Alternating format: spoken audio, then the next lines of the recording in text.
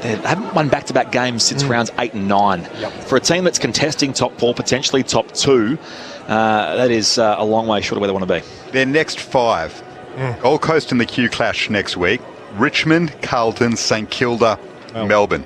I mean, they're probably going as favourites against Gold Coast, but marginally against the Saints. The other 3, I say they won't. I mean, it's a massive game for them today. They drop this today, and their premiership hopes take a massive hit. It's got that statement potential, doesn't it, the occasion today against the Giants. A couple of things before Adam makes his way across to the Giants camp, and the coaching merry-go-round. Yep. You know, we saw a coach depart during the week. The week before that, we had 2 clubs shore up their coaches in St Kilda and Gold Coast, but David Noble, of course, departed North Melbourne during the week. So I'll ask you both, and Garby, you're on the beat these days. Cord, you're still well connected in Sydney. The coaching merry-go-round, as it pertains to Alistair Clarkson, as it pertains to Mark McVeigh. How does it all sit at the moment, do you reckon? Well, it's funny, I wrote a yarn about how Mark McVeigh's doing what Paul Roos did 20 years on, where he's got a half season to do an audition. And right now, he feels like the ball's in his court, as in possessions 9/10. If he gets a positive win-loss, and if he can jag a scalp like a Brisbane today, he's already favourite with the bookmakers. I think that helps shore up the job for him. He's 3 and 4 now. Win today makes it 4 and 4. As he said numerous times, it all depends on Alistair Clarkson and whether he wants this job or not. That will determine his chances of landing the Giants post. I don't see, if Alistair Clarkson wants to coach next season, I don't see how he takes any other job other than the Giants. Yes, the sentimental pull of North Melbourne, his old club, might be strong, but do you really want to go through 3 to 5 years of a rebuild before you can challenge? This Giants team, it could potentially be a top 6 side next year with Clarko at the helm. So if he really wants to coach, and he wants to coach a team that can contend, for me, it's the obvious choice for him. So I can see him here next season. Yeah, I agree with you. I think that it is of the choices that are left. Yeah, at the moment. At the moment, this is the one. But it's one of the big issues is going to be the salary that he will bring. And if the Giants take him on, they'll be going to City Hall and saying, where does Clarko's salary? And he'll get top dollar, be over $1 million. And already we've seen the soft caps taken a 30% hit, which is about $3 million across all the clubs. And they've had to compress their football departments where everybody is working extra and overtime. And is Clarko going to come in on his own, or do you reckon he's going to be bringing staff? There's a host of other questions. The really simple one, if they get the OK and Clarko's outside the soft cap, I think the Giants will go for him. But if they don't get that guarantee, then, it's incredibly disruptive. At the same time, crowds have been very disappointing throughout the season for the Giants, and they have made finals numerous times and played in the grand final. I think the AFL, I don't know how involved they would be, but you'd imagine there would be some level of discussion with the team that they pretty much operate, to get Clarkson here to just lift things. Imagine Clarko at GWS. It changes the whole landscape media-wise for the football club. Yeah, it helps. I think a lot of people in the broader football world don't understand what a barren place Greater Western Sydney is for Aussie rules. There's only a handful of clubs there. The number of participants on the ground, the footy in Sydney is quite strong in terms of participation, men and women, and with their academies and the kids that are coming through. You're getting, Heaney's and Mills and Blakey's, etc. But they're guys that are in the lower North Shore, in the Swans traditional catchment area. Western Sydney, which is GWS's turf, is really, it's the Sahara Desert. It's a fascinating plot point on a team which is not playing finals this year, but the interest is certainly there as far as what they can do for the remainder of this season and what it may mean for Mark McVeigh, or indeed the incoming Alistair Clarkson. It is something we keep our eye on in the next few weeks and months. Adam Shirley's made his way across to the Giants camp, and he's down there with one of their assistant coaches, Eamon Buchanan. Eamon Buchanan, thanks for dropping by ahead of today's game. You're in an interesting situation with half a dozen rounds to go, still plenty to prove, and Coach Mark McVeigh is still making his mark. How do you approach a team like Brisbane, who are pretty hard stinging after last week's loss to Essendon? Yeah, absolutely. really big opportunity for us. I mean, we don't have finals to look forward to this year, but now it's about, playing our style, our brand, and getting in behind Spike and what he's trying to create in his little takeover here. So, yeah, getting in behind and playing a really strong brand of footy so we can build for next year. No Oscar McInerney today. He's out with health and safety protocols. Does that then define how you approach the contest at the bounce, but also at that coalface where contested footy will be key today? Yeah, absolutely. I mean, he's a big out for them, but they have a really good, backup ruckman in Fort who'll come play that role for them. Clearly, they're a great contested ball side, and they've got some really good mids inside. So, the absolute key for us is to get our contest work, our stoppage work first class, to give our forwards an opportunity. And Jai Caldwell from Essendon did a great run with roll with Lachie Neale last week. Shut him down, but also hurt Brisbane going forward too.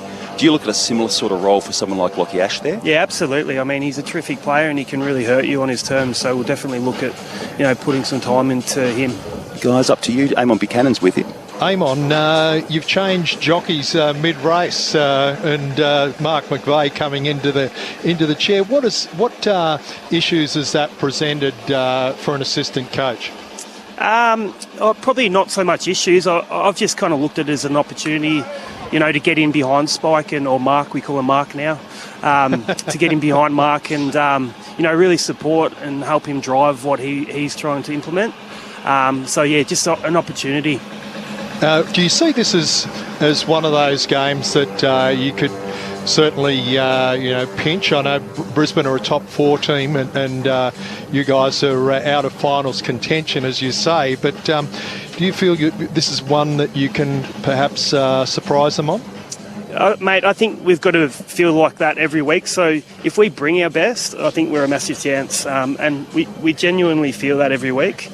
If you look over the last kind of 6 or 7 weeks since Mark's taken over, we've been fairly competitive. We were really disappointed last week, especially in our first half. We didn't bring our pressure, and we were outworked around the footy. So we'll be looking to, rectify that, and bring our absolute best pressure today. And we think we're in with a shot. Jacob Hopper in for his first game this season. What a massive inclusion he is. Yeah, absolutely. I mean, we're stacked up through the midfield. We've got plenty of mids now, and Hobbs. He's had a funny old year. He's had a little knee op. He played 2 games now in the reserve, so he's chomping at the bit. He's chomping at the bit to get back out there, and we know do when he's up and going. So I'm really looking forward to him playing today. Eamon, sorry, Mark, not Spike, has said a couple of times this season that small defenders are a bit of an issue for you. You don't have a natural small defender back there, and small forwards can sometimes trouble you as a result. Arguably the best in the comp, Charlie Cameron's running around today, 36 goals for the season. How big of a concern is he for you, and who gets the job on him? Yeah, he's a terrific player. So much speed, so much agility, so talented. So if you look back a few weeks ago, Connor Iden did a really good job on him. So look for that matchup. Connor Iden's one for us that has become a really reliable lockdown defender where he gets the job done most weeks. So that's one matchup that I'm looking forward to looking at today anyway. Just out of last week's result against Port Adelaide, Eamon, I guess it's been talked about, probably the worst loss for the year, second worst by way of margin. But do you discuss that sort of thing in-house? Do you talk about whether it was, in fact, the most disappointing result this year for you and how you bounce back from it this week? Do you discuss those sort of little qualifiers? Yeah, absolutely. I mean, that's part of the job. You got to nut that out when you go into your review. So we've had a really good look at that. We clearly weren't happy with the way we started last week and our pressure, especially early on. We weren't able to bring our pressure, but at the same time, we weren't able to absorb their pressure. Okay, their pressure was really good, and Port are renowned for that around the ball. So that's something that we need to get to work on today. A few players re-signed during the week. One of them, James Peatling, who was one of last year's debutants, of course, a local lad from Pettit Hills. What does he bring to this team? Because he's had a pretty impressive second year at top level. Yeah, absolutely. He's a great story, JP. He come through a different way. He went out into the wilderness for a year and then we got him back. So it's a really good story, and he's crafted. He's done a bit of an apprenticeship in the back line. just with a few injuries, with our small forwards, he's got an opportunity and really grabbed that with two hands. I think there was a period there for 3 weeks where I think he kicked 8 or 9 goals. So we love the fact that he can hit the scoreboard, but more importantly, his speed, agility, and his ability to get after and create a bit of pressure for us is really important. And just lastly, Harry Himmelberg and Nick Haynes have both had little reversals of roles in recent weeks. Is that something you're likely to persist with, and how long can it take, I suppose, to adjust into that sort of a restructure? Yeah, it's an interesting one with Harry, especially. He went straight back, and he's been terrific. We wanted to try to speed our ball movement up and start to kick the ball a bit better out of our back half, and he's been able to do that. He's fitted in really well in our back line and helped us in a lot of areas. And Hainsey, his is more a week to week, whether there's a role forward for him. He's spent a little bit of time on some of those kind of key backs for opposition that like to chop out. So Hainsey he's more just week to week. Eamon, we appreciate your time. Best of luck this afternoon. No worries. Thanks, guys.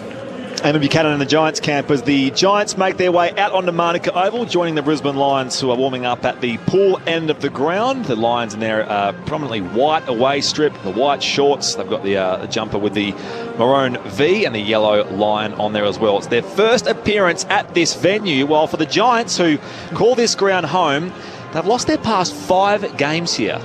At one stage, it was 9 wins straight. So they're 0-5 in their most 5 recent starts here. Poor old Tom Green, who's a local lad, his name actually adorns a marquee on the outer flank here in front of the Jack Fielding scoreboard.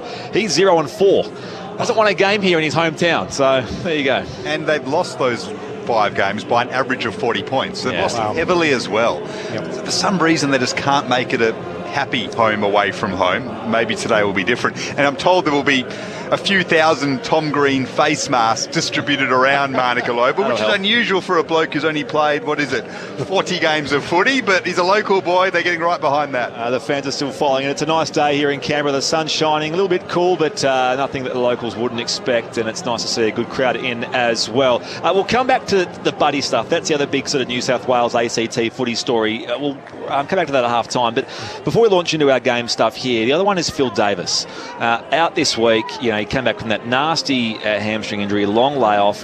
He's done the hammy again. He's 32 next month. Yep. The future of Phil Davis is going to be something we discuss in the coming days and weeks. Yeah, well, the thing about the Giants, we were talking about their list structure, they've got plenty of depth at Phil's position. In fact, Jake Steen last year even when Phil was fit in time for the finals, Steen was picked ahead of him. So they've also got Jack Buckley, who's highly regarded. They really like him. So there's 4 guys, and 2 of them are very young, and the other 2 we're talking about are Haynes and Sam Taylor, who Garby wrote a fantastic story about this week. I was going to say, you were out there during the week, Garby, to have a chat to Sam Taylor and learn a bit about his growth and progress the past couple of years, and his future as well. One eye on the future, but how was all that? He's really happy in Sydney, first and foremost. He's a fantastic kid, and he's a little bit nervous media-wise, but I think he and the Giants are very mindful that he's going to do a whole lot more of it pretty soon. I mean, he might be standing up there on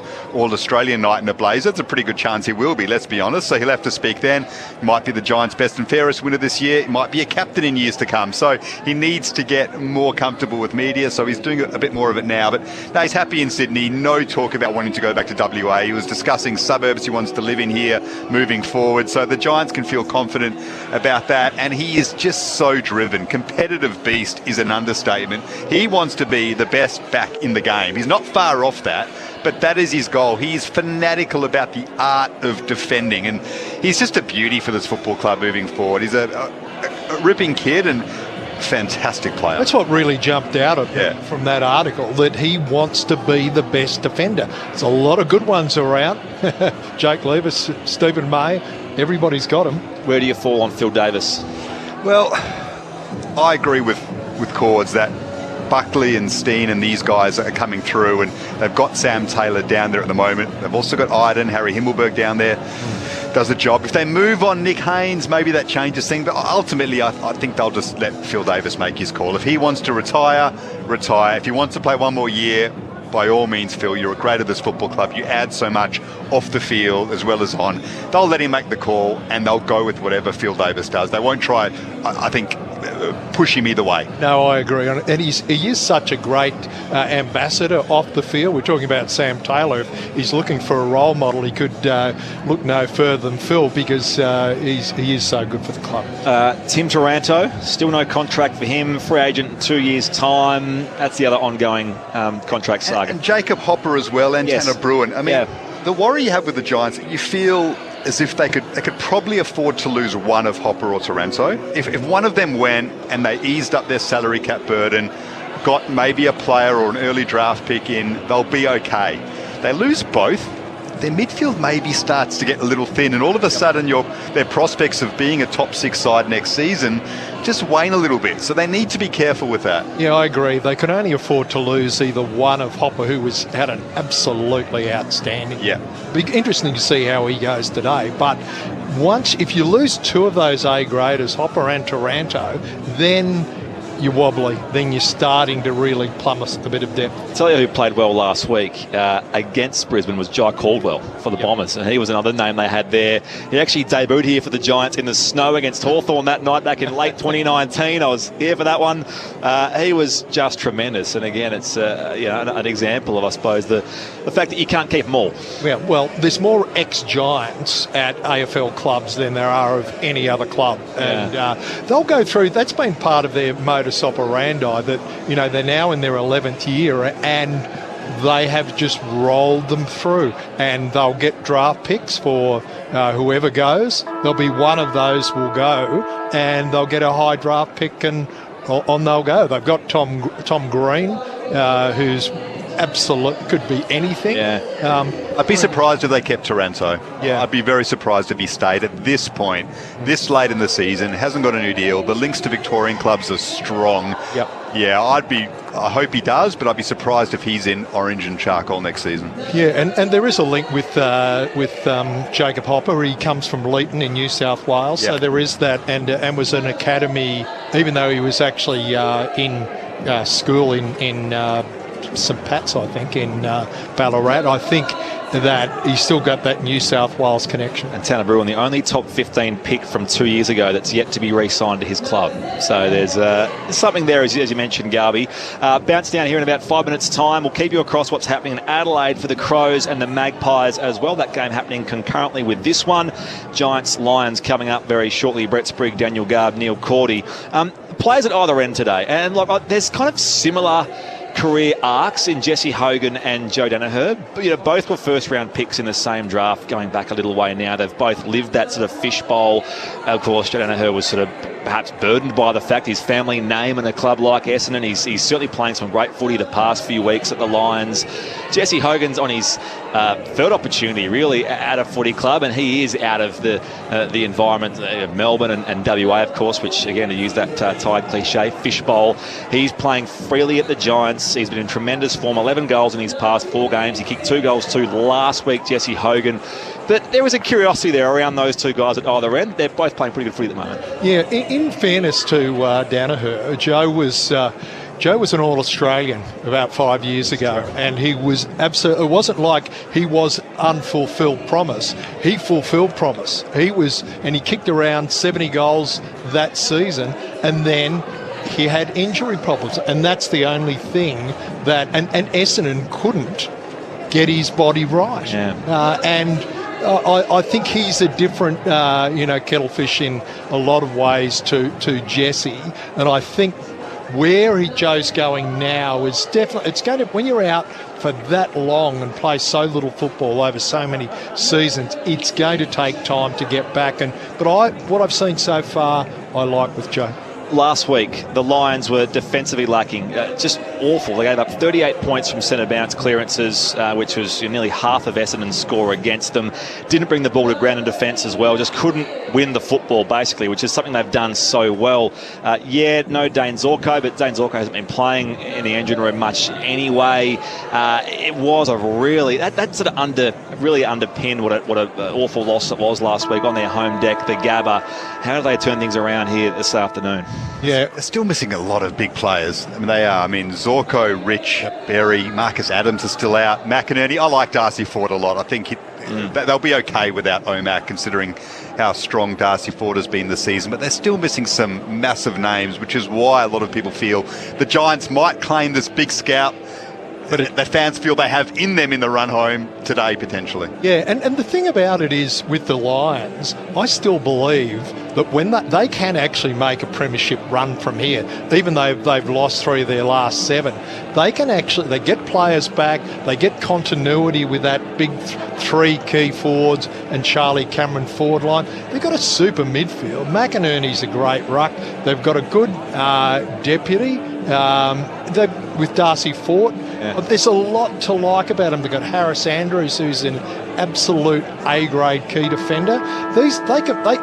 And the comp is so even. And I still have Brisbane in that group of premiership contenders. They match up well. I mean, we talk about every week how certain teams will combat the Brisbane Talls, but the Giants do have bigger bodies in all parts of the park. Yep, they do. They do. And in those key defensive areas. And they can use Lockie Keefe as well, who can swing back, go pinch hit in the ruck and go forward. So they've got some versatility, but height is not a problem for them. Let's check in again, Boundary side, for an update on conditions down there. Adam Shirley is there for us. Adam, good afternoon to you once again. Nice to be with you guys. Looking forward to a really interesting game, as we've spoken about on a few different fronts. That current temperature 9, but keep an eye, as the locals do, on the apparent temperature 2.5. And I reckon by half-time you could see some long sleeves on. Maybe no snow, as of a few years ago, but it is crisp. And it'll be interesting to see how that might impact, particularly the second half. Let's see what happens. Who do you like, Adam? Go Brisbane. That defence has been hardened up, and I reckon they'll get the job done today. Towards your final thought? Yeah, I've got to like Brisbane. Crowd are still filing in, but it's a packed Eastern Hill here at Manuka Oval. They're well and truly shoulder to shoulder in the Tom Green Fan Club marquee next to the Jack Fingleton scoreboard, and it's a nice, pleasant Saturday afternoon here in the National Capital on Grandstand AFL. It will be the Lions to kick to the Manuka end. That's where Joe Danaher is positioned. Now, there's some issues in getting the goalposts off the ground. It's not just the net out there in front of the curator's shed, but also the net which sort of goes up behind the goals for the warm-up. That's a little slow in getting off the ground. So a bit of anticlimax, I suppose, to get things underway. We'll keep you across the Pies and their game against the Crows in Adelaide as well. That one's starting in a matter of seconds' time, but we're just having a delayed start here at Manuka for the Giants and the Lions. You know, one thing I think they should add here to the scoreboard, the Jack Fingleton scoreboard, is a thermometer. Yes. You've got the clock. Yeah. You need the thermometer. 2 right courts. Anyway, umpires, by the way, today, Nick Brown, David Harris and Nick McGuinness are officials in green. We are just about set to go. Stephen Cornelio stands toe-to-toe with Lockie Neal. What a matchup that is. To get us underway on Grandstand AFL via ABC Sport, here is Daniel Garb. Cornelio getting stuck into Neal before the first bounce. Unusual from Cornelio to apply that tactic. Maybe he's running with Lockie Neal today. Flynn palms down, looking for Tom Green, the local boy. Good strong tackle by Jacob Hopper, back in for his first game since round 1. That tackle made on Darcy Gardner. Jacob Hopper getting involved early. Another bounce after the opening one of the game. And we'll have a secondary one after that. Stephen Cornelio and Lockie Neal still pushing each other in the chest.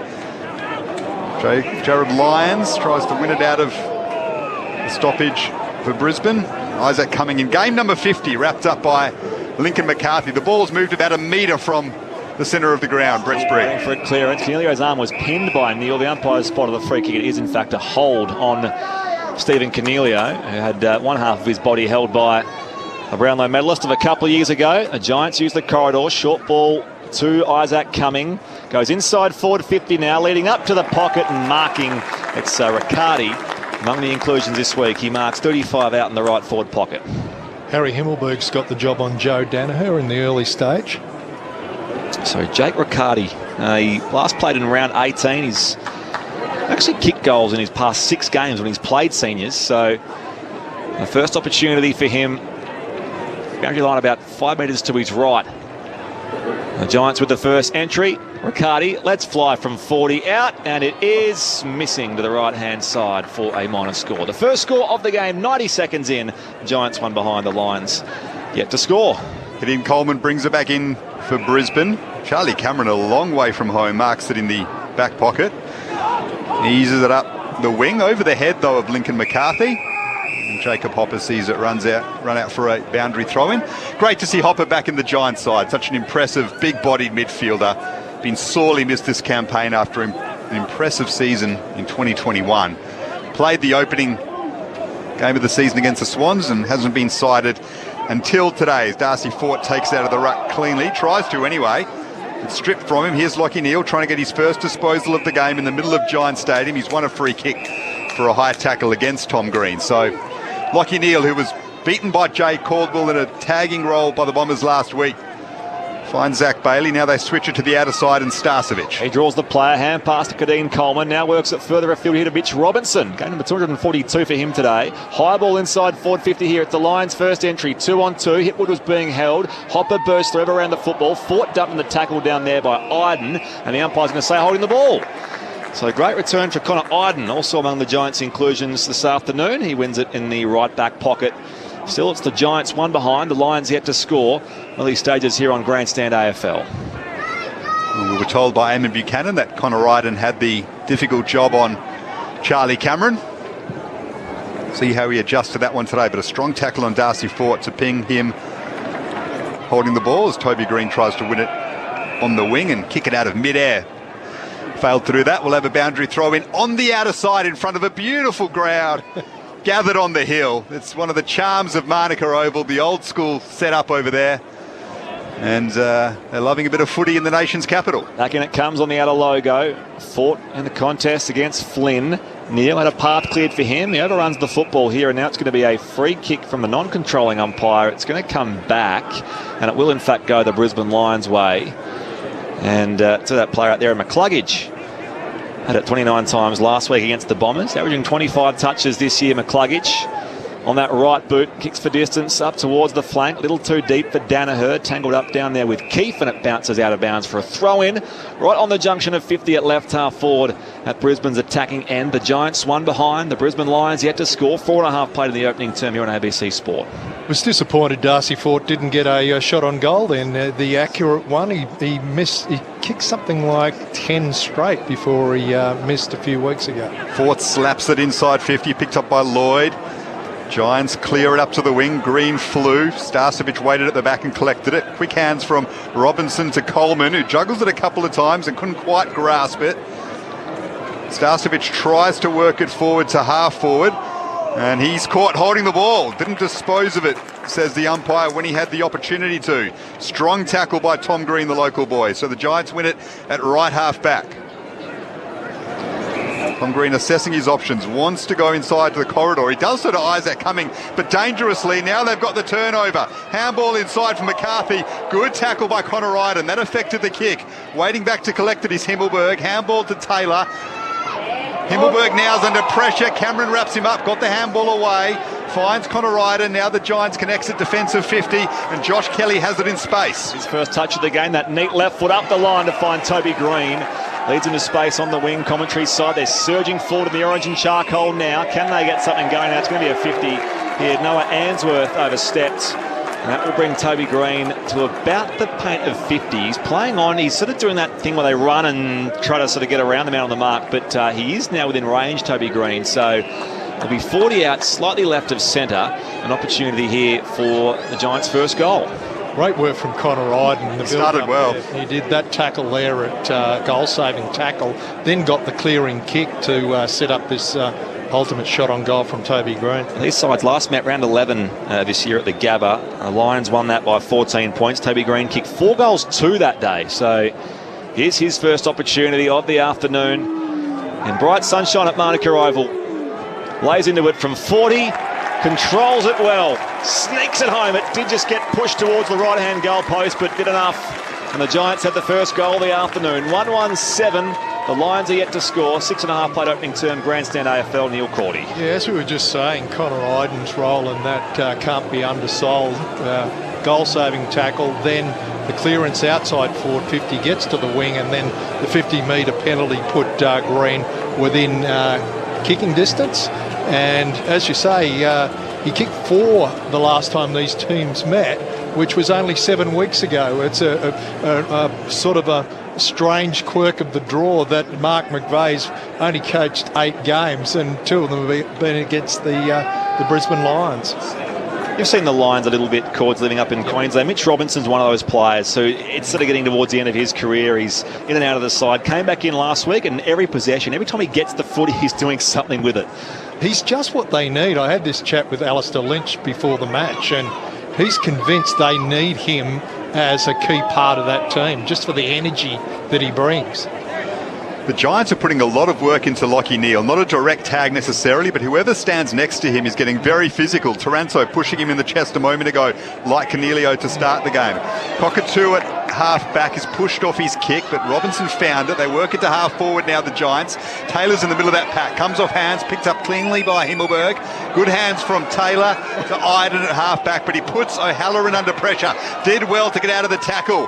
The 1-2 with Taranto. Now inboard to Green. Gets it back, O'Halloran. Beautiful ball movement from the Giants. Looks for Hogan at centre half forward, and now they've cocked it up to Harris Andrews, but that was very slick with O'Halloran in the centre of it from the Giants coming out of half-back. Just overcooked the kick, that was all. So the Lions with Rayner up the corridor now, marked by Neale right in the middle of the bullseye. Dummies the hand pass, waits for options, works it back off again to Cam Rayner. Off a couple of steps, high ball inside 50. Sam Taylor says thank you very much and takes the intercept between fullback and centre half back for the Giants. They lead by 7 points. Taylor goes out wide to right half back and finds Callan Ward, who's playing game number 265 today. The inaugural Giant, inaugural captain as well. Short to Lloyd and now Tanner Bruin.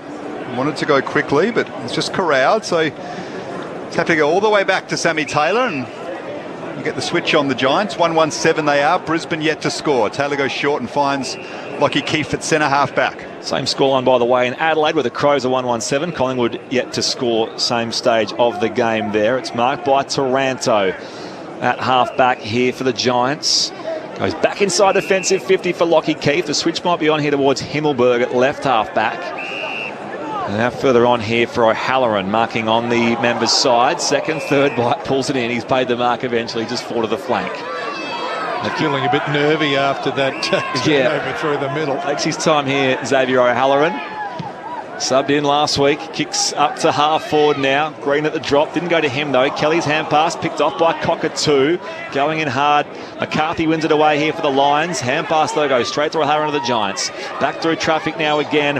Haynes bursts his way through, gets set, off a couple of steps, high ball towards 50, and it was marked at half back there by Gardner, wasn't he? Claimed it, no. And now they pile in from all angles, the umpire will ball it up. 55 out from the pool end, that's the Giants' goal. They lead 1-1-7, the Lions are yet to score. Flynn, clean palm down to Cornelio, now Taranto. He's caught though by Matheson. Strong tackle, Reece Matheson effectively in for his first game of the season. He was the sub last week against Essendon.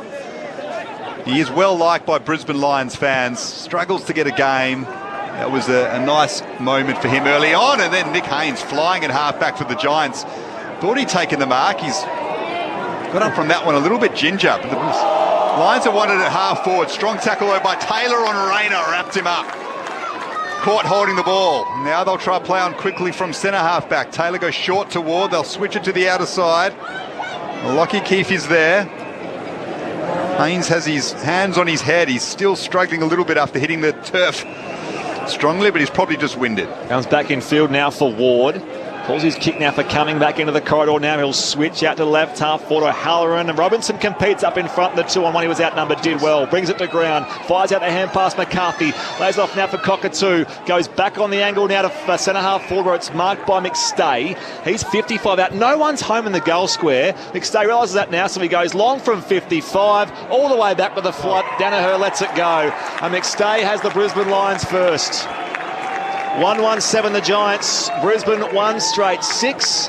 11 and a half played opening term, Grandstand AFL via ABC Sport. Big hand from Mitch Robinson in that goal. There was a 2-on-1 which he contested and won clean possession from, and then sent them forward. And as you called so well, Spriggy, the forward line was a very open one, and McStay's kick was, well, could have found Danaher, but went over the back and through for a goal. Harry Himmelberg had the choice to go back to the square and block up that space, but then his opponent Hipwood was free, so he decided to go to his opponent. McStay took the opportunity then to kick for space.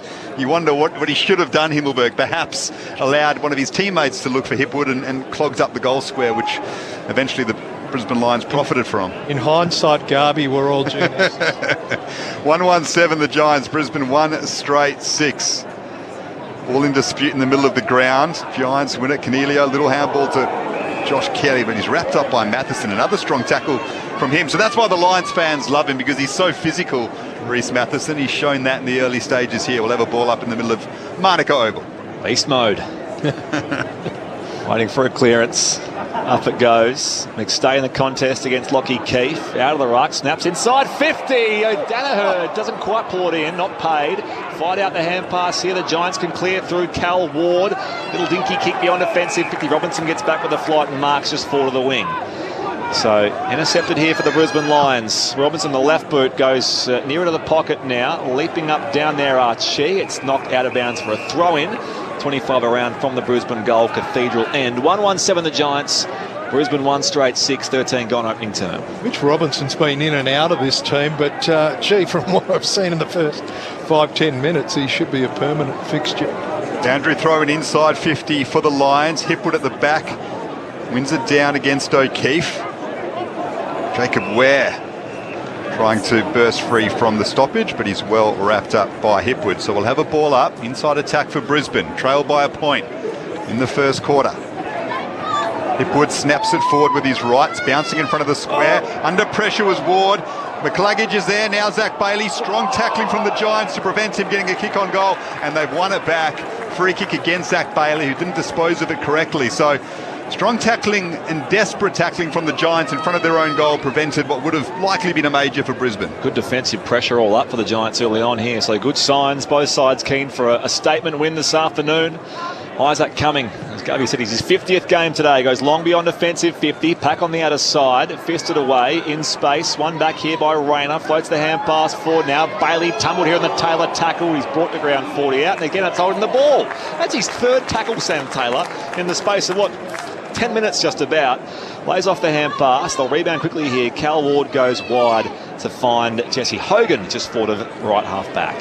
One of 7 siblings, Sam Taylor, and he developed that competitive streak on the farm on the outskirts of Perth with 2 older brothers who he said just made life miserable for him growing up, and he learned how to fight as a result, and it's helping him out in his AFL career in a very big way. Ball in dispute at half-forward for the Giants. Off the pack, it's roved by Caden Coleman. Handball up to Harry Sharp. He's tackled strongly by Isaac Cumming. We'll have a boundary throw in on the outer side, where the fans on their hill are dressed in plenty of big puffer jackets, beanies. There's some hot cocoa out there. There are blankets.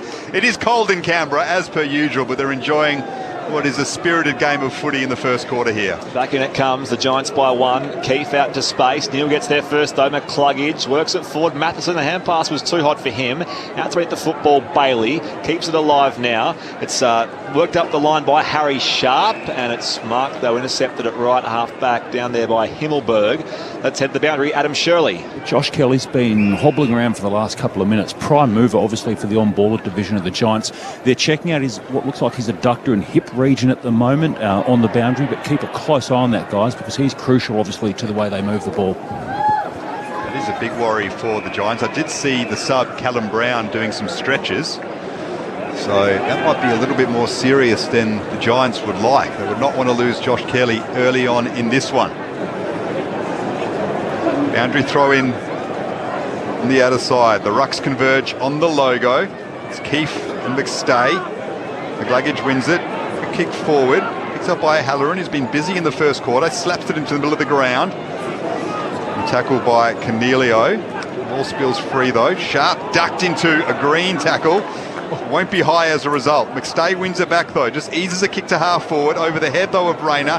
Haynes couldn't mark. Good handball from Hipwood to Rayner. Now there's an open forward line. Rayner's kick going all the way, but it's just wide and through for a behind. So scores level, 1-1-7 apiece. We've gone 16 and a half minutes in the first quarter. Around the grounds in Adelaide, the Crows 3-1-19. Collingwood yet to score there. And the VFL for these two sides is wrapping up at Blacktown. Time on last quarter, 12 points the difference, Brisbane. So I'll keep you across that one. It's a tight finish there as Himmelberg goes long beyond defensive 50. Up the corridor now.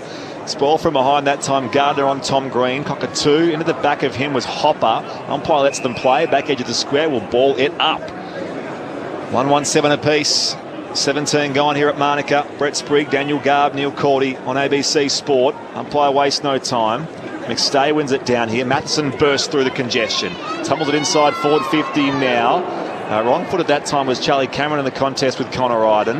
Now it comes back to Haynes. He was dispossessed in the tackle of Bailey. Ball comes free for Archie. Hand pass picked off by Sam Taylor. Great work by the young defender. And now they can work the footy away here by Ash. Works it up to Hogan on the wing, but Harris Andrews is right with him and he spoils it over for a boundary throw. And now Lockie Ash is running with Lockie Neal a bit, so maybe he is the man given that task. Yeah, and also the treatment's continuing for Lockie Neal. I think Keith was getting stuck into him at the last contest. There's a free kick that's being paid here.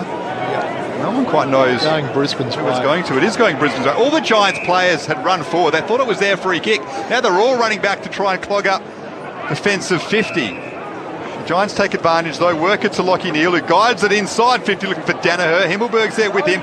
Danaher gets it at the second attempt, snaps on goal now. Back on the last line though, marking importantly is James Peatling. Diving effort prevented a goal for the Giants on the last line of defence.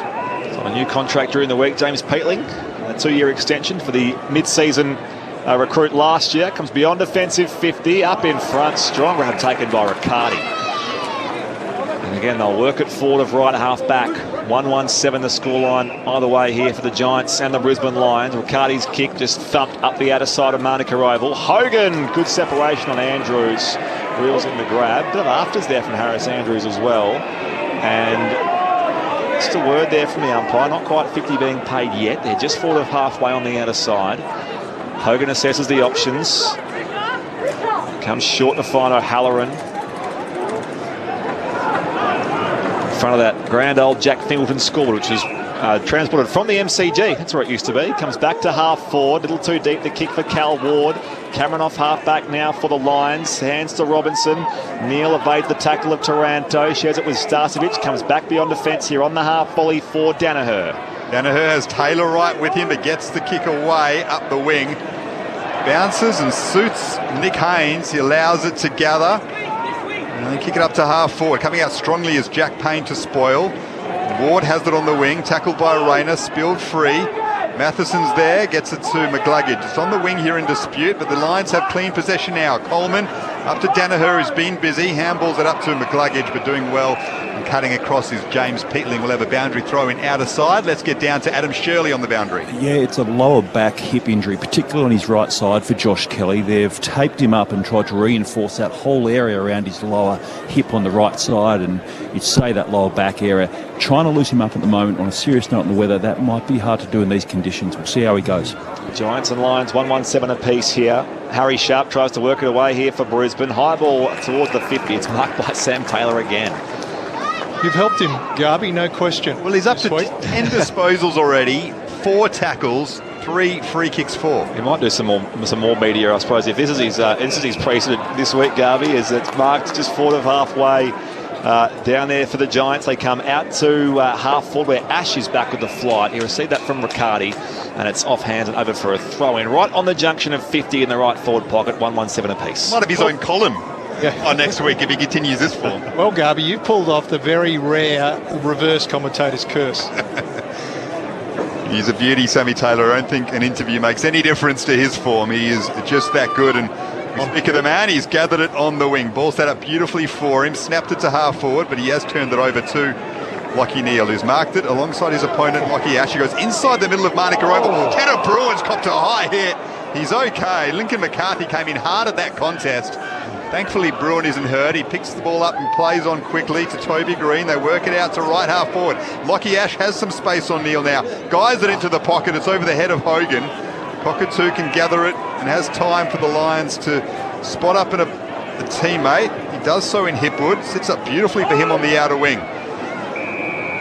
He, though, gathered the ball over the boundary line before disposing of it. So we've seen a lot of the ball on that outer side. The fans who have gathered there are seeing a lot of footy close up to them. We'll have another boundary throw in that position. It's 1-1-7 apiece. We've gone into time on now, 21 and a half minutes in the first quarter. Here's Brett Sprigg on ABC Grandstand. Umpire heaves it back in on the outer wing.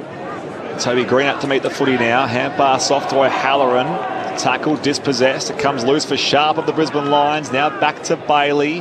They'll work it forward again via McCarthy. High sprawling ball is picked out the target beautifully, and Danaher takes the mark. Top of the 50, turns now, gives it a whack with that preferred left. High ball deep towards the pocket, and Iden in the contest for Charlie Cameron.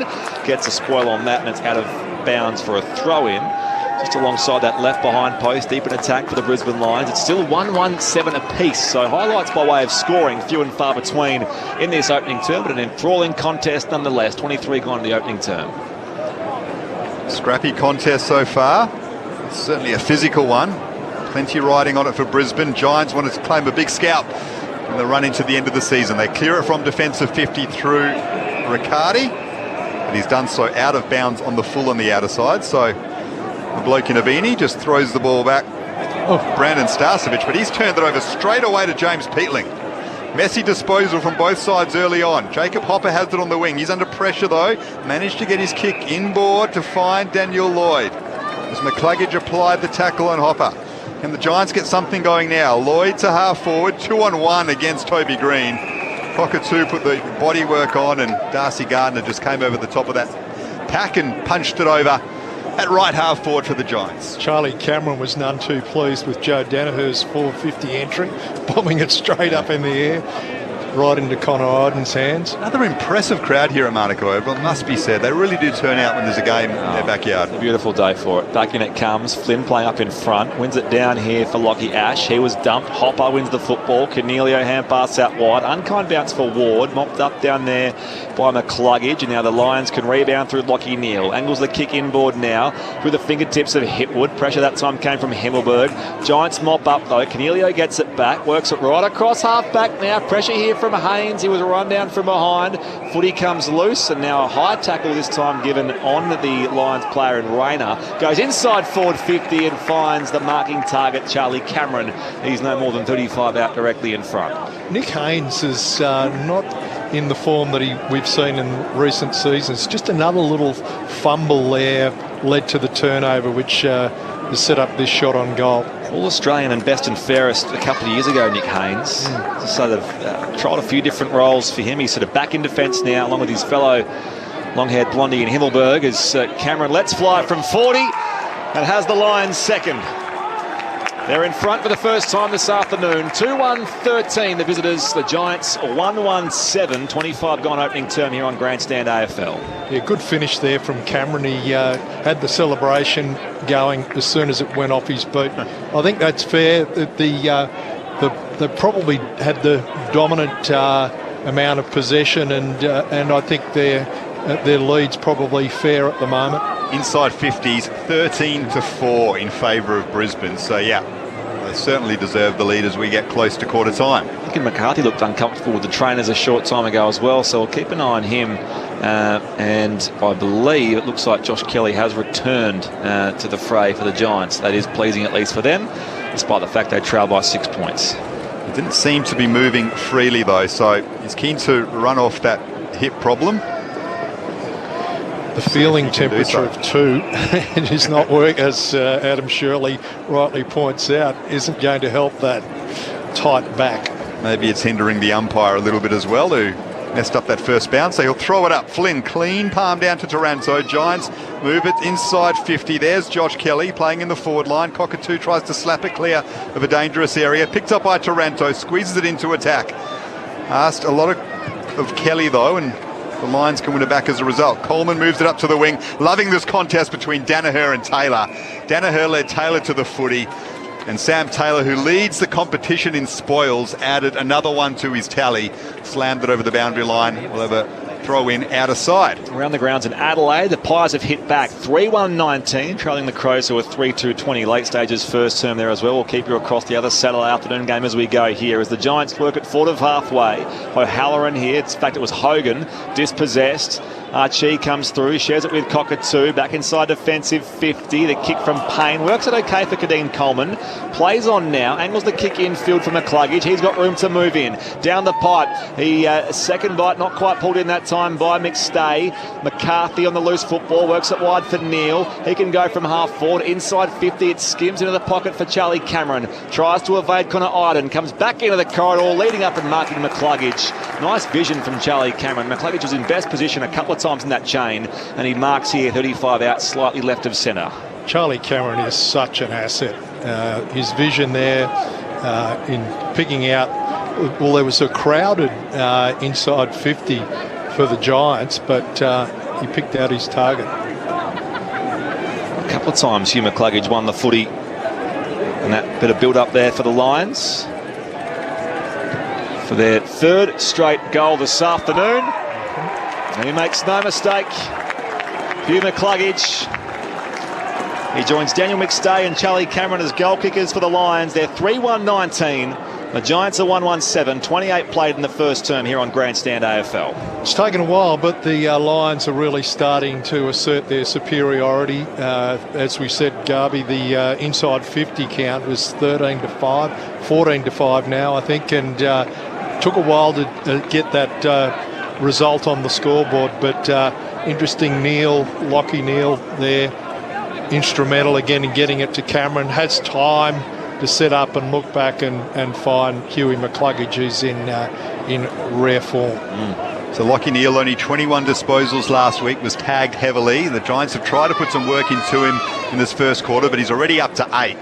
And as you say, he found Charlie Cameron, who broke free of Iden. He spotted up McCluggage, and Brisbane have their third goal for the first quarter, 3-1-19. The Giants 1-1-7. Connor Ryden with the difficult matchup on Charlie Cameron. Did well at the Gabba a few weeks ago, but Charlie Cameron on top early on. The Giants would love one before quarter time, but Darcy Fort wins it out of the middle, and they squeeze it to half forward again, the Lions. Jacob Weir is caught. Haynes, those there for support, gives it to Lockie Keefe, but he's caught up by a couple of Lions. Cam Rayner predominantly. He wants a holding the ball decision. It won't go his way. We'll have a ball up inside 50 for Brisbane. Up it goes. Rayner came through, and now a free kick for a block will go the way of the Brisbane Lions and Daniel McStay from that ruck contest. So Flynn giving away the free kick, and Dan McStay, who by all accounts sounds like he's Collingwood bound for next year, will take his set shot from 40 out directly in front. Alistair Lynch, who's a long, well-known Lion, says this is about the distance, or about 20 to 30 is his wobbly distance. So where will he go? 150 game. Looks good. Connects from 40. It's very good. They've kicked 4 on the bounce here, the Brisbane Lions. 4-1-25. The Giants are 1-1-7, approaching the half-hour mark of the opening term here on Grandstand AFL. Meanwhile, in Adelaide, the Magpies 4-1-25. Dan McStay's potential future club. 4-1-25. Adelaide 3-2-20. Late stages opening term there. So a bright start from McStay. There's two goals there. Really valuable in asserting their on-field dominance. They've really had the Lions' share of the footy around the ground and inside 50, and now just the last 5 minutes it's starting to pay off and open them up. So they're still missing plenty of big names, the Brisbane Lions. No Zorko, Rich, Berry, McInerney, Marcus Adams. They got the big jump on the Giants in the first quarter in Canberra, leading by 18 points. Inside 50s are 15-5 in their favour. Flynn down to Green, and now O'Halloran. The handball forward to Lockie Ash. Lockie Neal's chasing him. He puts the tackle on. Jesse Hogan can't get clean hands on it. Quarter time siren goes. It's a little bit physical inside 50. There's a bit of pushing and shoving going on, but Brisbane will walk to their huddle much the happier. They lead by 18 points, and they have dominated this first term in Canberra. Goal kickers for the Lions. Firstly, Dan McStay has 2 singles to Hugh McCluggage and Charlie Cameron, while the Giants' only goal has gone the way of Toby Green. 4-1-25 plays 1-1-7. We have you listening on ABC Radio, News Radio and ABC Sport Digital. This is Grandstand AFL. If you love sport, we've got the podcast for you. ABC Sport Daily, it's your daily sports conversation. West Coast has had a horror season. They're going to finish bottom 2 or 3 on the ladder. There's some kind of romance about it, isn't it? The idea of just being the fastest man or woman. How many times does this have to happen before we accept that, there is something different? There's just something different up there, and it's something that I'm sad to say New South Wales just doesn't have. ABC Sport Daily. Find it wherever you get your podcasts. The 2022 AFL Premiership season. Grandstand AFL. On ABC Radio and ABC Sport Digital. They're surging forward to the Origin charcoal now. Can they get something going now? It's going to be a 50 here. Noah Answorth overstepped. And that will bring Toby Green to about the paint of 50s. Bright sunshine at Monica Oval. Plays into it from 40. Controls it well. Sneaks it home. It did just get pushed towards the right-hand goal post, but did enough. And the Giants have the first goal of the afternoon. Fires out the hand pass McCarthy. Lays off now for Cockatoo. Goes back on the angle now to centre-half forward where it's marked by McStay. He's 55 out. No one's home in the goal square. McStay realises that now, so he goes long from 55 all the way back with the flood. Danaher lets it go. And McStay has the Brisbane Lions first. Footy comes loose, and now a high tackle this time given on the Lions player in Rayner. Goes inside forward 50 and finds the marking target, Charlie Cameron. He's no more than 35 out directly in front. Cameron lets fly from 40 and has the Lions second. They're in front for the first time this afternoon. Inside 50, it skims into the pocket for Charlie Cameron. Tries to evade Connor Iden. Comes back into the corridor, leading up and marking McCluggage. Their 3rd straight goal this afternoon. And he makes no mistake. Hugh McCluggage. This is the 2022 AFL Premiership season. On ABC Radio and ABC Sport Digital. Monica Oval is our Saturday afternoon destination for the Brisbane Lions up against the Greater Western Sydney Giants, and the visitors, the Lions, do lead 4-1-25, plays 1-1-7 at the first change. You're with Brett Sprigg alongside Daniel Garb, Neil Cordy and Adam Shirley on the boundary. I know you're waiting for the VFL score. So the full-time score at Blacktown was the Brisbane Lions 10-16-76. The Giants 8-10-50. Must have been windy. 8-10-58. So the Lions by 18. Ryan Lester had 30 touches for them. Robertson had 29. And for the... there's a few there. Kieran Briggs, for example, hasn't really played a lot of ones. And Lek Alir came back in. Jared Brander had 21 disposals. No goals for him. Just a few things out of the VFL score. Wrapping up a short time ago. Here it's the Brisbane Lions by 18 points. And Neil Cordy with his assessment of the opening term here at Monaca. Well, the Lions dominated that quarter, not so much in possession, but more territorially. The 15-5 inside 50s, and had it not been for Sam Taylor, who is a match-leading 13 possessions, largely because he's playing like a midfielder inside the defensive 50. Had he not been playing today, I think the damage could have been a lot more serious to the Giants. But we mentioned, Daniel, before, the number of quality players that the Lions have out in Zorko and Rich and Barry and Adams, and this is the form that Lions fans will be looking forward to, because they're a top 4 team. They genuinely feel like they're premiership contenders. All they need, they've had a really horrendous couple of weeks in terms of COVID protocols. They've had 9 changes last week, 7 again today. If they can get any stability, they've got a hard run, quite a difficult run home. But if they can string sort of 5 wins or 6 wins in these last few matches and run in and perhaps get a top 2 spot. Isn't it funny in a quarter of football how the conversation can change? But right at the moment, it's starting to look that good.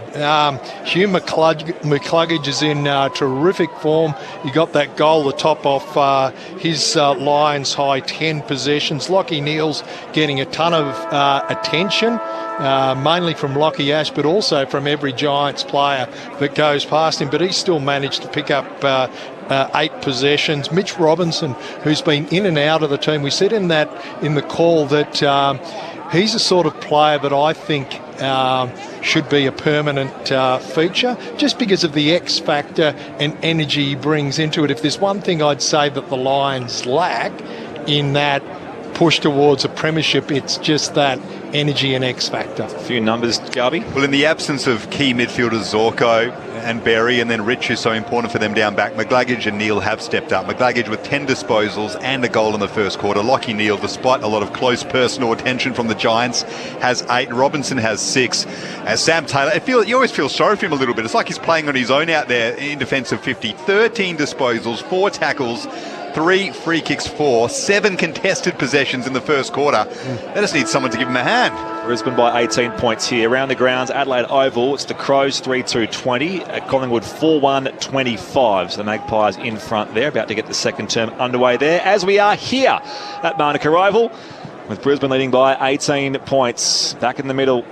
One down here for Matheson. He was held down there by Hopper. He gives away the free kick. So a free kick to the Brisbane Lions and Matheson. McCluggage didn't see the hand pass coming. Gets it back to Matheson for the outside. Tumbles a kick inside forward 50. Out the drop. It was an unkind bounce for Haynes. It'll be cleared away by Lockie Keefe. Just thumps it beyond defensive 50 now. Gardner got separation down there on Peatling. And now he's brought to ground as well. The umpire will ball it up. It was a big tackle down there from Darcy Gardner on Jacob Hopper. So we'll ball it up. On the commentary wing, no change to our quarter-time score. Cornelio tumbled away here. It's Matheson, the hand pass to Robinson. The Lions can work it forward of halfway, but Cumming jots back and takes the mark at right half back for the Giants. In his 50th game, Isaac Cumming, who's enjoying somewhat of a breakout season. He's been going that way, but his disposal numbers are really high in this campaign. He's an important part of the Giants team at the moment. He's kicked to half forward off the pack, picked up by Robinson. Now Lockie Neal gets free of a couple of tackles, and linesman a free kick. It'll go the way of Neal for a high tackle against Peatling. So they're just watching him every time he gets near the footy, Lockie Neal, but he's prevailing at the moment. Up to 9 disposals. Start of the second quarter. Plays on quickly, runs into a more central position. Now goes up to half forward. Jumping for it was Darcy Fort. Giants win it at right half back. Riccardi's trying to get hands on it. Coleman's at the bottom of the pack. He's been good for Brisbane early on.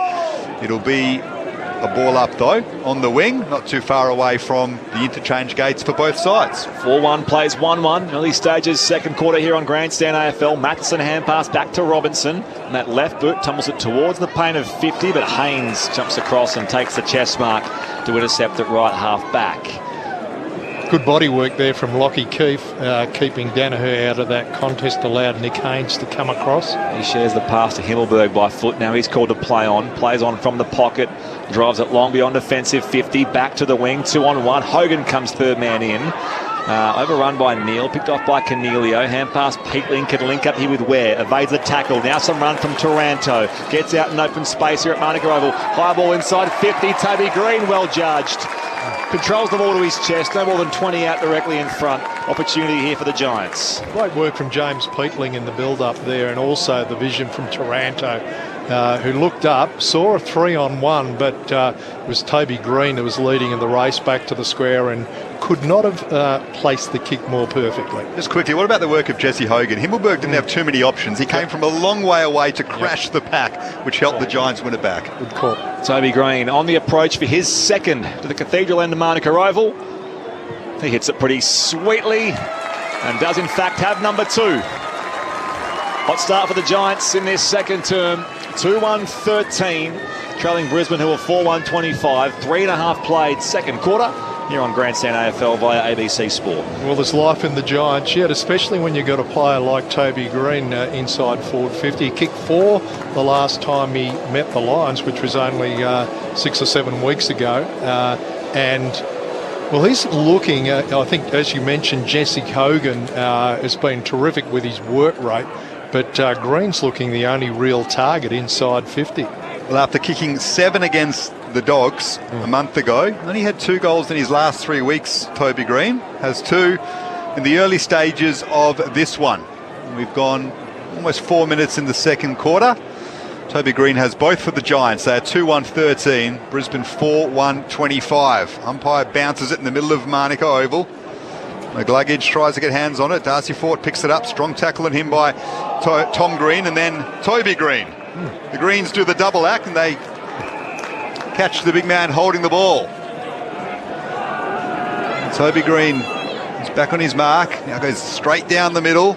Inside 50 for the Giants, looking for Flynn in attack. Off the pack, falls the way of Josh Kelly. Centres it on his left. Taranto's there with Mitch Robinson. Robinson does well to juggle a mark at the second attempt. In a dangerous spot for the Giants, deep in defence. He salvages the situation, goes short to Lachie Neale, and now Harry Sharp deep in the back pocket for Brisbane outer side. Mitch's Robinson I'm talking about is such a good, hard-working winger. He took that mark right back in the last line of defence. Harry Sharp has sprayed the kick. It's just kept in the field of play. It's off hands and over. No, it's not. It's out of bounds on the full. So it's going to go the way of the Giants. And Harry Himmelberg, I beg your pardon, Nick Haynes out there for the Giants. So thumps it long inside, attacking 50. Up they go. Spoil from behind from Payne. Brought to ground here. Matheson lays the tackle, and amongst all that, the umpire will receive it. The Giants player who was tackled was Kelly. Well, ball up inside 50 here for GWS. 40 out from that goal. Cathedral end. Over the back. Gardner out of the ruck. Tumbled his kick beyond defensive 50. Attempted the slips catch that time to Haynes. Loose footy comes here for Rayner. Little running kick was digged out wide here for McStay. Not sure why he sort of opted for that, but McStay now has some space. Goes inside forward 50. Keith gets back here. Tries to swat away at this. Loose football. Neale bursts through. Shares it with Hipwood on the right boot. Makes an absolute meal of that. Loose ball here for Cameron. Taken high by Cornelio. Umpire says play on. Will ball it up. 40 out from the Brisbane Lions goal. Pool end. It's they who lead by 12 points here. 6 minutes travelled second term. A kick by Hipwood makes you think his right leg's just for standing on. Lachie Neale wins it again. Handball out to McGlaggage. Snap on goal from the pocket. It is a beauty. Hugh McGlaggage has two. And the Lachie Neale, Hugh McGlaggage show is shining for Brisbane at the moment. They're two-star midfielders. Neale won it at the source. Got it out to McGlaggage. Snapped from a tight angle and kicked an important one for Brisbane. Hugh McGlaggage, what a talent he is. Well, we've known that for a long time, but today he's doing it everywhere around the ground, gathering possessions and finishing off in front of goal. A second and a quality finish. In Adelaide, the Crows are back in front, 4-2-26. Collingwood 4-1-25, early stages, second term there. It is obvious, isn't it, when you've got players out that certain others want to sort of really assert themselves on the contest. And just by the way, with those two goals, he's now 11-11 for the season. So he had not the purest shot for goal, sort of either on the run or via set shot, Hugh McGlaggage, but he is... he's got an even ledger, if you like, by way of goals and behinds for the season so far. Margin out to 18 points Brisbane's way. Out of the ruck, Darcy Fort bobbles up here, falls back for Flynn, attempts the volley out of the air, but it's fallen to Lachie Neale. Tumbles it up the line here for Danaher. Out to meet him and lay the tackle, O'Halloran. Footy comes loose now to Ranto. Now it's worked by Green. Hand pass picked up by Coleman. Lions go back ahead again. Sharp, short ball for Jared Lyons. Just forward of the flank. Now he just tumbles it towards 50. Not 15, was it? Yes, it was. The Giants' defence didn't think so. Tom Green has just thrown Danaher to the ground, but the mark was paid out there early by umpire Nick Brown, so it will be a set shot here for Joe Danaher. 55 out, the right angle for a left footer as well. He'll have the distance for this, but it will be right on his limit, I reckon. He was thinking about kicking around the corner, which is pretty surprising from 55 out. Nothing to lose here, Joe. May as well go for home. Does open up the angle, goes to the hot spot, so he just pulls the kick a little bit short. Archie, second bite, won't reel it in. Wrapped up down there by Cumming. Will ball it up, 20 out from the Lions goal. It's they who lead by 18 points. 8 travelled second quarter. Chance for the Lions to inflict more early pain on the Giants in this one. Tom Green under pressure. Here's McCarthy. Green's caught holding the ball though. Strong tackle on him. And the Lions will have a kick from directly in front. It's Daniel McStay who applied it. So he's already got 2 goals to his name. He's 20 metres out. Right in line with the big sticks. And as he gets ready to kick, we'll go down to Adam Shirley on the boundary. Quickly, he's come off the field for a breather, but Reece Matheson, just from ground level, making a real impact on his 7 touches. His physicality around the contest making a real difference. McStay steps forward and misses from directly in front. That is a disappointing one for Brisbane. Aiming at his 3rd goal, Daniel McStay. That is a big missed opportunity, a let off for the Giants, but Brisbane still have it on their own terms. 5-2-32 they are. Giants 2-1-13 by 19 points, 9 minutes gone, second quarter. And they come beyond offensive 50 via the kick out from Himmelberg. Missed a couple. Green was being held there by Ainsworth. Got the kick away though. Tumbles it towards half forward. Now to beat the football. Hipwood. Overrun in the end. Again, it's gutted by Taranto. Now O'Halloran. Back to Kelly. Wheels around 45 out on the run. All the way to the line, Josh Kelly. Skids it through. Nice vision. He went for home and reaps the rewards. Against the run, the Giants get their third, 3-1-19. Brisbane 5-2-32. Margin back to 13, 10 going second term grandstand AFL. Well, as Adam Shirley described about a quarter ago, he was in trouble. He had the hip lower back issue, and with the cold here at Canberra today, it could have been a real problem. But watched him in the last sort of 10-15 minutes, and he seems to be moving pretty freely, and a goal like that is certainly going to help his confidence. And Daniel McStay must be thinking, what have I done? Because he converts that from directly in front. It's a whole different script in this football game. All of a sudden, Giants back to 13 points. And that was the distance that Alistair Lynch was talking about, the 21. When he was the second goal he kicked was about 40 out. When it gets to 20, he gets a bit wobbly. Big goal by Josh Kelly, who's playing almost exclusively at half forward at the moment. Giants win it in the middle, though. McCarthy's handball looking for Bailey. He wraps up Tanner Bruin, who got to the football before him. And it's on in the middle. Mitch Robinson and Tom Green, a couple of big combatants getting stuck into each other. And Mitch Robinson's won a free kick for a high tackle as a result. Or high contact. Toby Green's in the middle of it as well, unsurprisingly. And the Lions make them pay. Strong punch away, though, by Nick Haynes as the ball was guided towards McCluggage. Some feeling in this one. The crowd's getting into it as well. Won by Starcevic on the wing to Coleman. Now Ainsworth. Giants forcing the Lions backwards. Harris Andrews has to switch to Darcy Gardner. So all of a sudden this game's gone up a couple of levels. Gardner off a step. Shares it back to Payne, who marks inside defensive 50. So still trapped in the defensive half here, the Brisbane Lions. Short kick up the pipe here for Coleman. Tumbles to ground here in the contact of Lloyd. Brisbane by 13 points. Coleman's kicked to McCluggage. Wheels around now off half back. Attempted by that time by Lloyd. His kick goes out to the point of the square. McStay wins a free kick here. He's a long way from home, and now Neal was put down off the ball as well by Canelio, so that's sort of continuing. They go inside forward 50, 2-on-2. McCarthy up in front, but the big tall man down there in Flynn has taken the defensive grab in the goal square. He goes to right half back looking for Himmelberg. He's put him under pressure though. Stood his ground well. Under pressure from McStay. And marked it importantly at right half back, and Daniel McStay has come off second best from that marking contest. Well done by Himmelberg though to just hold his ground. Plays on now down the wing. Riccardi's there with Harris Andrews. Riccardi got front position, almost took the mark, tries to get it at ground level. Tanner Bruin's burrowing away. Green and McCluggage there.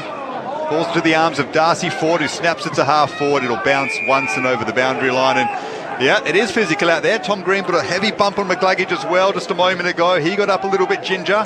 Yep, and Mitch Robinson got that free kick after he remonstrated with the Giants player who he thought had dropped to his knees for a high contact. Mitch Robinson and remonstration. There is name a more iconic duo. Out of the traffic, Lions hand pass picked off. Ainsworth dumped here by Ware, and the umpire says let's ball it up on the wing. That's a tricky one. He put the arm up to fend, and usually that's your prior. Brisbane by 13 points here. Keith in the contest against opposite number McStay. And again, they pile in from all angles, and we can't split them, so we'll ball it up next to the logo. Callum Brown, the Giants subs, doing a lot of warming up, so I just wonder if there's a little problem with GWS. Maybe it's still Josh Kelly who's around the ball at the moment. Giants win it on the wing though. Handball from Canelio was ricocheted, but into the waiting arms of Jacob Ware, who sends the Giants inside 50. Andrews and Hogan both slipped over. Hogan recovered best though, got to his feet. Handball back looking for Lloyd, doesn't hit its target. The Lions can try and win it back at right half back through Archie. He is caught though in a tackle, and we'll have a ball up at left half forward for GWS, who trail Brisbane by 13 points. Umpire wastes no time. There's sunny afternoon here at Manuka Oval. Neil's hand pass, almost chopped off. Archie spun around here. Pressure from Tom Green. Now back to Cal Ward. Goes inside 50 here for the Giants. Hogan was out-muscled that time by Harris Andrews. Now they can bring it away. Cockatoo shares it with Answorth. Little switch on here for the Lions. And he comes up the corridor for Coleman. Still marks inside defensive 50, and now comes beyond there to Rayner at left half back. Nice little build up here going for the Brisbane Lions. Danaher slides in, takes the chest mark. Coleman kept running, receives the hand pass, goes inside forward 50. Hipwood slides in, second bite, and he was too quick for Himmelberg. He takes the mark here, 40 out directly in front.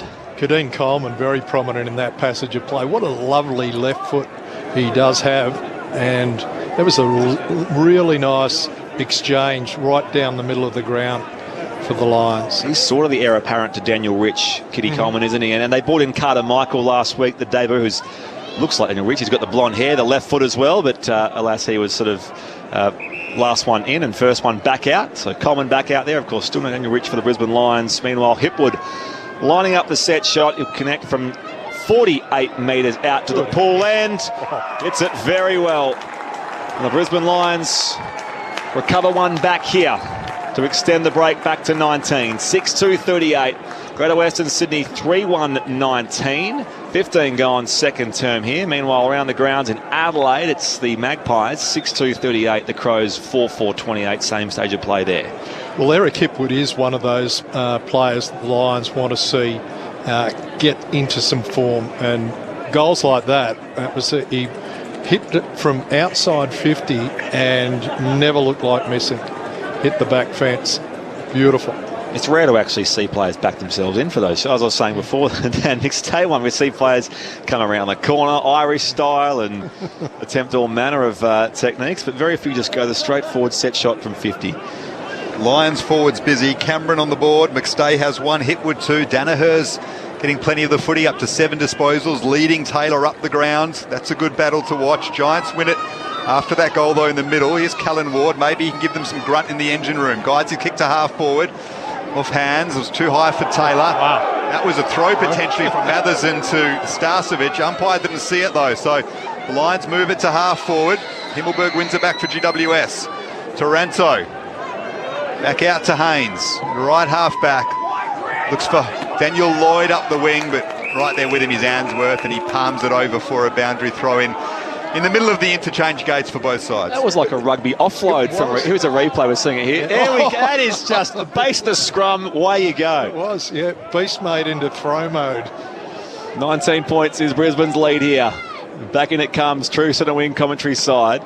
Keefe tries to parry it down here for Ward, but Kelly bursts through. And now to Tom Green at half forward. He spills the grab.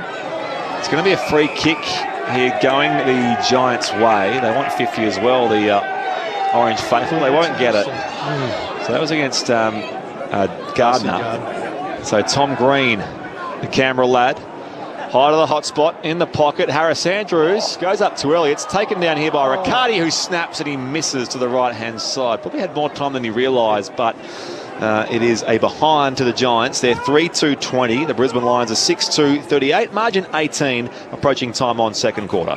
Just didn't connect cleanly with it, Jake Riccardi. Had more time, as you said, Spriggy. Just a little composure would have helped. The Lions work it up to Nakaya Cockatoo. Now out wide to Charlie Cameron, who doesn't mind venturing a long way from goal to help out, get his hands on the footy. His kicking board, though, is not a great one for Matheson. But Jacob Hopper has caught Matheson high when he was under pressure, so that's a let-off for Brisbane.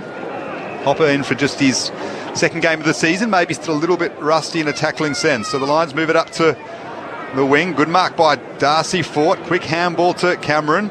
Now Archie, Danaher in space, palms the footy in one hand, now puts it on his left boot, inside 50, Bailey flew at the second attempt, he's gathered it. It's a free kick though to GWS for a push. It'll go the way of young Jacob Ware against Harry Sharp, deep in defence for the Giants. Hugh McCluggage up to a game high 15 possessions, Lockie Neal 14, Sam Taylor still on 13. Brisbane by 18 as the kick comes wide to the flank in front of that old scoreboard, where it is marked by Nick Haynes. Goes back inside defensive 50 for Connor Ryden. London-born, Geelong raised. Back in the side this week comes beyond defensive 50. The commentary side. Himmelberg, bit of contact coming the other way that time. Hitwood at the back. Gardner recovers the football. She has it to Answorth. Now comes back infield now for Starcevic. Lays off the hand pass to Cockatoo. Has some room to move. High ball inside forward 50. Again they go up. In fact, I say they. It was just one. Sam Taylor. Intercept grab taken. 30 out from defensive goal. And the Giants can start again from that part of the ground. Just saw Darcy Gardner get away with the biggest shove in the back on Flynn, and it was dangerous as well because he was pushing him into a marking contest. The wall of Sam Taylor standing firm. Peatling's kick is poor though out of defence for the Lions, who move it quickly inside 50, trying to gather it. There is Rayner, gives it to Lyons, kicks it deep into attack for Brisbane. It bounces free of Taylor and Bailey, but well done by Sammy Taylor. Good tackle though by Bailey to affect his clearing kick. Falls away of Himmelberg.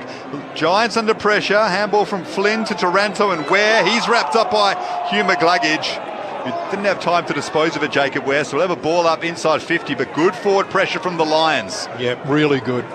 No way out there for the Giants. Brisbane by 18. Up it goes. Matheson tries to recover it. Now he's going to be receiving. Yeah, he was legged. Held back, so it'll be a free kick going the Lions' way, and Reece Matheson from 35 out, slight angle to the left. Reece has been in literally everything in the last 10 minutes, and now a chance for a shot on goal. Just hit time on in the second quarter here at Manuka Oval. Around the grounds at Adelaide, the Crows are 6'5", 41, Collingwood 6'2", 38. As we'll watch, Matheson, we're right behind him on the angle here, just better than 45 degrees. Was the unused sub against the Bombers last week. His first game of season 2022. Brings it back from the right-hand side, but nowhere near enough. Minus score. The Lions, 6-3, 39. GWS 3-2, 20. 21 goal on second term here on ABC Sport. A little disappointing for a guy who's trying to break into the team. They're the goals you need to kick. The Giants need to get going before half-time. Harry Himmelberg brings it in from the goal square, sends it right up the middle of Manuka Oval. GWS have won a free kick in the middle of the ground. Oh, the umpire pointed the wrong way. Now he's pointed the way of Darcy Ford. He handballs quickly to Jared Lyons, goes into the pocket, looking for the lead of Bailey. Himmelberg's right there with him. Connor Ryden's there, keeps it in. Well done though by Mitch Robinson to close on him quickly and ensure the ball goes out just outside the 50 for Brisbane. And forward pressure maintained late in the second quarter. They lead by 19 points, inside 50s, 25-13. They've dominated this contest. A must-win game for Brisbane and their premiership hopes. McGluggage has it at left half forward. He's been fantastic so far. Hopper wins it back though. Clearing kick from Lockie Ash is a spiral, so it goes over the head of Riccardi and Gardner. Harris Andrews is almost tackled by Riccardi. Got free of it though to Robinson, who's on the wing. Kicks quickly into attack. Bailey's there, as is Matheson. Rayner with a strong body picks it up just outside 50. Kicked it straight into Jacob Ware though, who stood his ground, and Ware is not feeling good after that. I think it caught him in the midriff, to say the least. In fact, I think if he was playing cricket at Manuka Oval, he would have needed a box. Riccardi picks it up though, has Green and free inside 50 on his own.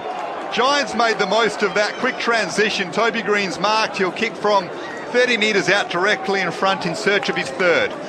Wants to play on quickly now, does so with a snap, and he's still converted. I don't know why he did that, Toby Green, but he kicked truly anyway. He has 3 for the Giants, margin back to 13 points. Almost a replay of the second goal that Green kicked early on in the quarter when it was running back to goal, and again it was Toby Green's paddock, and it was a well-weighted kick that found it for him. As we look at a replay of that knock to the midriff, that fortunately he's up and around at the moment, but that really did take the wind out of his sails. I think he's still feeling it down there, Jacob Ware. Down to Adam Shirley on the boundary. Yeah, right in the nether regions, as you say. If he was playing cricket, it'd be, and he's sucking in the big ones, but a brave effort by the youngster. He's up and back on the wing, ready to go for the next bounce.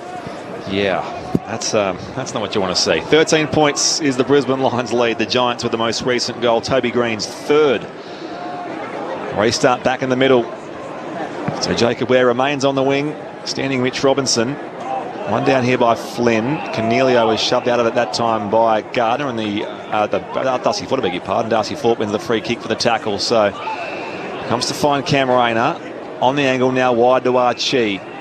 60 out here on the flank at right half forward. Archie loads up, high to the pocket, leaping up Danaher. Pressure comes from behind Himmelberg, and now Haynes runs it out of bounds alongside Matheson for a throw-in. 20 around from goal, right full forward for the Brisbane Lions, who lead by 13 points. Interesting part of the game right now. 13 points really flatters the Giants, but if they can pinch another one back, they'll be right in it. A few minutes to go in the second quarter. McStay works Flynn off the football inside 50. Lockett-Eels there, tackled well by Haynes. Players will fall on the footy. Inside attack for Brisbane. We'll have another ball up. 6-3-39 the Lions. The Giants 4-2-26. Toby Green with 3 of them for GWS. Here's Lincoln McCarthy in the pocket. Clean hands from Taranto though after he spilled it. His handball only goes as far as Charlie Cameron, who's just inside 50. Checks inside on his left. Bailey wanted to fly, but Rayner was able to stand tall. Free kick though going the way of the Giants for a push off the contest that allowed Rayner to mark it. So a reprieve for the Giants, and Cullen Ward will take it inside defensive 50. Comes across half back now for Haynes. Short chip. It's been coughed up by Lockie Ash. Run down by Danaher. They rebound the football here. The Giants only as far as McCluggage on the wing. Works it back up the line on the approach. In fact, it was Starcevic, and it's out of bounds here. Neal and Cornelio running it out of play. So between wing and half forward here in the attacking half for the Brisbane Lions. They lead by 13 points. It's 6-3, plays 4-2. They've got the snow machine going in the outer. Of course, it snowed here 3 years ago. It did. Back in it comes Flynn. Down to Jared Lyons. His kick goes high inside forward 50. Sam Taylor back with a flight. Tremendous intercept. Been swallowing those all day. That was the most impressive of them though. Lays off the hand pass, and again they'll come beyond defensive 50 via Himmelberg out to a contest. Now free kick going Robinson's way. Tangled up down there with Jacob Ware. Front on contact, that one. The All-Australian selectors aren't watching this game. The Giants need to send them a tape. Sam Taylor having a beauty, and Harry Himmelberg steps in on this occasion and takes a mark deep in defence. But Taylor has been unbelievable. 16 disposals, 4 tackles, 10 contested possessions. What a game this young gun is having for the Giants. They still trail by 13 points though. Connor Ryden has it inside defensive 50. Back in the team after missing last week, which is a rarity for him through health and safety protocols. If the Giants can hang in and maintain this sort of gap, it'll be a good result. Josh Kelly has it on the outer side. To half forward he goes. Falls the way of Cornelio off the pack. Now Tom Green gets the hands free. Gets it to Toby Green. Handball over the top. It's just inside 50 now for the Giants. Hopper dives on the ball courageously. Wins it back. Handball to Bruin. Now Cornelio snaps it on his left. Can he find Toby Green? He does. Big mark Toby Green. He'll go for his 4th goal. But plaudits to Jacob Hopper. A ball he maybe had a 20% chance of getting, and he dived in it from a long way away. Now Green snaps. It's 4. The umpire won't let him take him that quickly. He'll have to go back on his mark. Yeah, you're right. Absolutely magnificent piece of play there. Just threw himself full stretch. I can't remember the player who was in front of him, but the Lions player had the clear play on the ball, and he managed to get in front. Toby Green in the pocket, wanted to snap quickly. Umpire made him take it again. He does so, but it's the same result. 4 for Toby Green.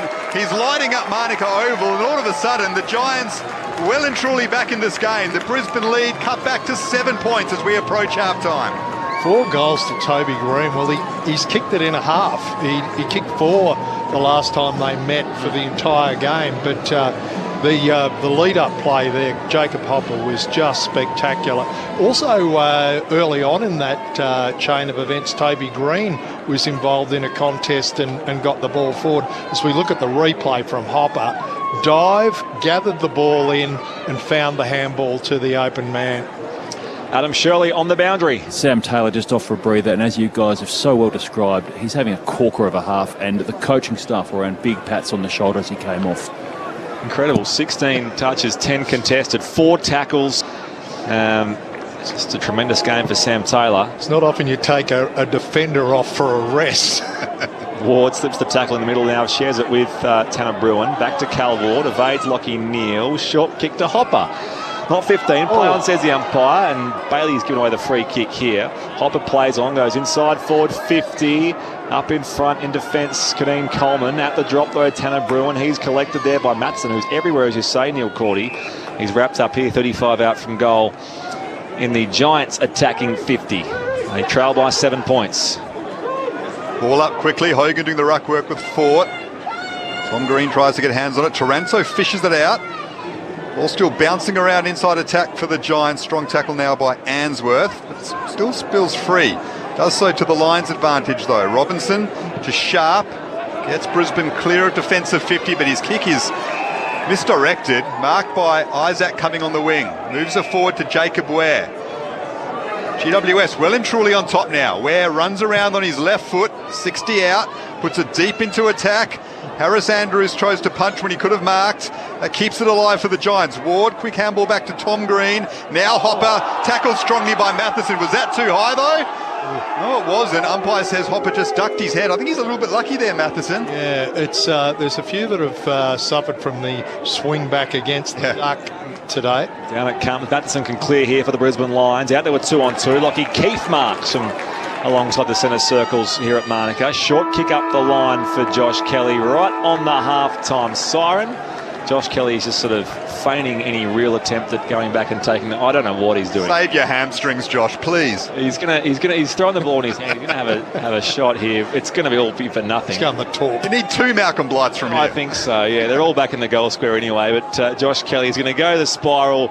After it's nonetheless impressive, but it's still about 20 metres short of where it needs to be. And eventually it is stopped on the line by the Brisbane Lions. So no change to the score, but a bit of a surge. Momentum with the Greater Western Sydney Giants, who trail by 7 points. It's Brisbane 6-3-39, GWS 5-2-32. Goal kickers 4 for Toby Green, 1 for Josh Kelly. So 4 of their 5 goals in the opening half for Toby Green, their live wire. Meanwhile, for the Brisbane Lions, 2 each for Hugh McCluggage and Dan McStay. Singles for Eric Hipwood and Charlie Cameron. So 7 points is the Brisbane lead at half-time. Quickly, it's also half-time at Adelaide Oval. Round the ground score there. The Crows 7-6-48. Collingwood 6-3-39. Brett Sprigg alongside Daniel Garb calling the action with you on Grandstand AFL. Adam Shirley on the boundary. And this, our expert, is Neil Cordy. Well, I would have thought the Lions, the way the first part of that quarter unfolded, would have been out to about a 5-goal lead, the way it was stacking up, and they still had a massive territorial advantage, 29-18, the inside 50 count. It's still in their favour, but credit to the Giants, largely through their defenders, who we've called Sam Taylor's name and Harry Himmelberg.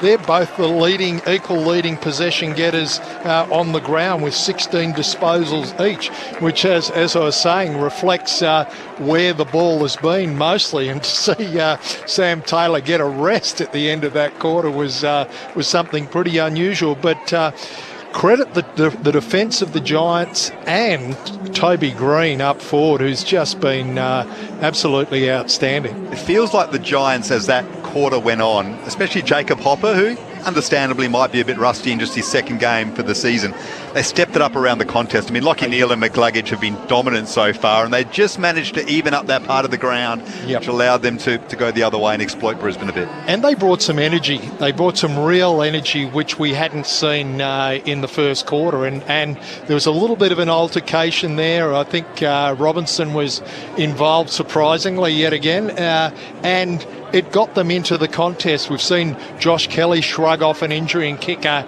really important goal. So the Giants will go in, even though they trail by 7 points, with a feeling that they're well and truly in this contest. They just gathered in a huddle before they did go down the race, and they probably said that very thing. And we're back in this game now. That's the sort of energy we need in this second half. But Brisbane have still been impressive. They've still been the better side to half-time. Still missing a lot of players. Such an important game for them, as we said pre-game. They've got Gold Coast, Richmond, Carlton, St Kilda and Melbourne, and they're running to the finals. They need to make sure they leave Canberra with 4 points today, or else you can almost wave goodbye to their premiership chances. It would be disastrous. I don't think that's an understatement to say a loss today with that run in is just going to really set them. They've already had such a difficult period with the 9 outs last week, another 7 changes today. They're really unsettled, but if they can get, we've seen patches where the Lions have just really dominated, and Neil and McCluggage have been so good. Matheson has been in everything. Robinson, who we've been speaking about, is an X factor for them as well.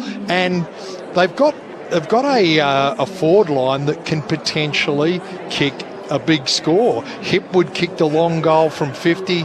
We've seen Charlie Cameron again being his brilliant self. You know, he could say he goes in and out of the game, but that's the nature of a small forward's life. But they've still got, so many assets around the ground. The one thing he's not had so far, Sam Taylor, was an inside 50. That's about it. That's all I could really... And he's a long way short of there, so don't worry about that. Or a clearance. But he's had, 5 marks, 4 tackles, 16 touches, 10 contested. He's just had an extraordinary complete first half. And as we heard from Adam Shirley, a well-deserved breather late in the opening half as well. We probably grow accustomed to it, but let's not lose sight of the show that Toby Green's putting on. I mean, 4 goals. Well, we do. We expect it from Toby sometimes, and he does this. We're like, yeah, that's just Toby Green.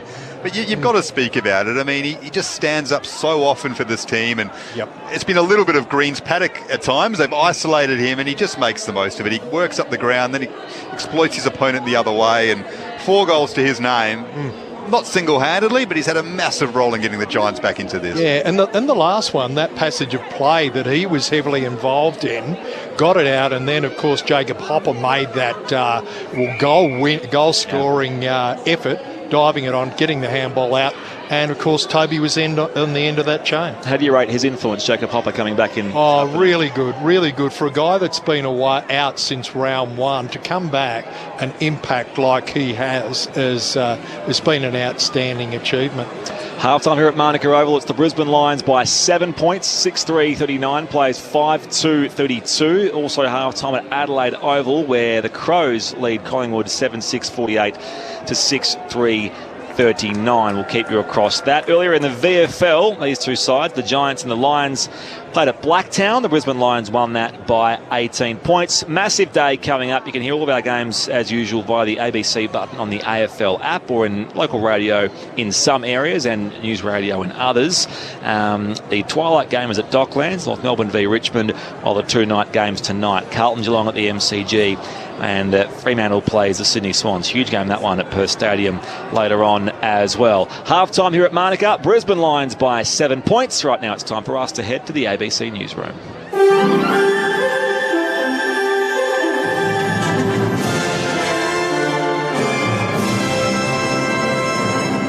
Hello, this is ABC News with David Rowlands. Prime Minister Anthony Albanese has moved to reinstate emergency pandemic leave payments and some Medicare-funded telehealth consultations following a snap National Cabinet meeting. The government has been under increasing pressure to bring back the $750 lump sum payments, which ended 2 weeks ago and had been available to Australians with COVID who didn't have access to sick leave. A new temporary Medicare item will also be introduced, covering long consultations with GPs to prescribe COVID-19 antivirals. Mr Albanese says he's responded to the change in health circumstances. That vulnerable people are looked after and that no one is faced with the unenviable choice of not being able to isolate properly without losing an income. Queensland has reported 22 deaths due to COVID in the past 24 hours. The state also recorded 5,795 new cases, and there are 921 people in hospital with COVID, 14 of them in ICU. The State Health Minister says COVID testing and infection rules at WA hospitals could be relaxed in a bid to ease pressure on healthcare staff. Grace Burmess has the details. WA hospitals have been under a red alert since the beginning of the year, and in a statement, Amber Jade Sanderson says the state government is looking to scale down the protocols. The red alert includes the requirement for all hospital staff to use a rapid antigen test. Ms Sanderson says infection control in hospitals is important, but workers also need to process patients quickly through the emergency department. The state's Chief Health Officer, Andy Robertson, has supported a re-evaluation of the red alert and says some protocols may no longer be necessary. Nurses and midwives from 2 Western Sydney hospitals are planning to walk off the job next week as they continue to call for better staff-to-patient ratios. Blacktown and Westmead hospital staff will take part in the action. The walkout will take place on Monday morning.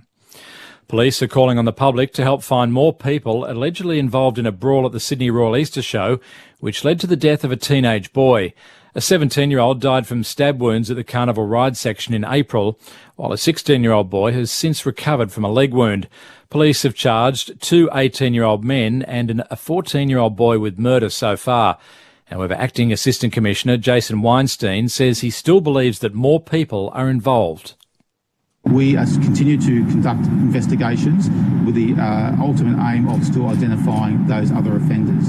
I ask the community again, if you have any information that can lead us to the identification of the other persons involved, I ask that you contact Crime Stoppers.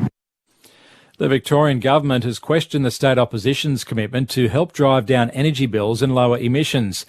The Coalition has today pledged to provide rebates of up to $4,400 for owner-occupiers to install solar panels and batteries by 2035 if it wins the November election. The Liberal and Nationals are also vowing to support at least 100,000 rental households with rebates of up to $8,800 for landlords to install solar panels and batteries. Victorian Government Minister Steve Dimopoulos says it's hard to believe the Coalition takes climate change seriously.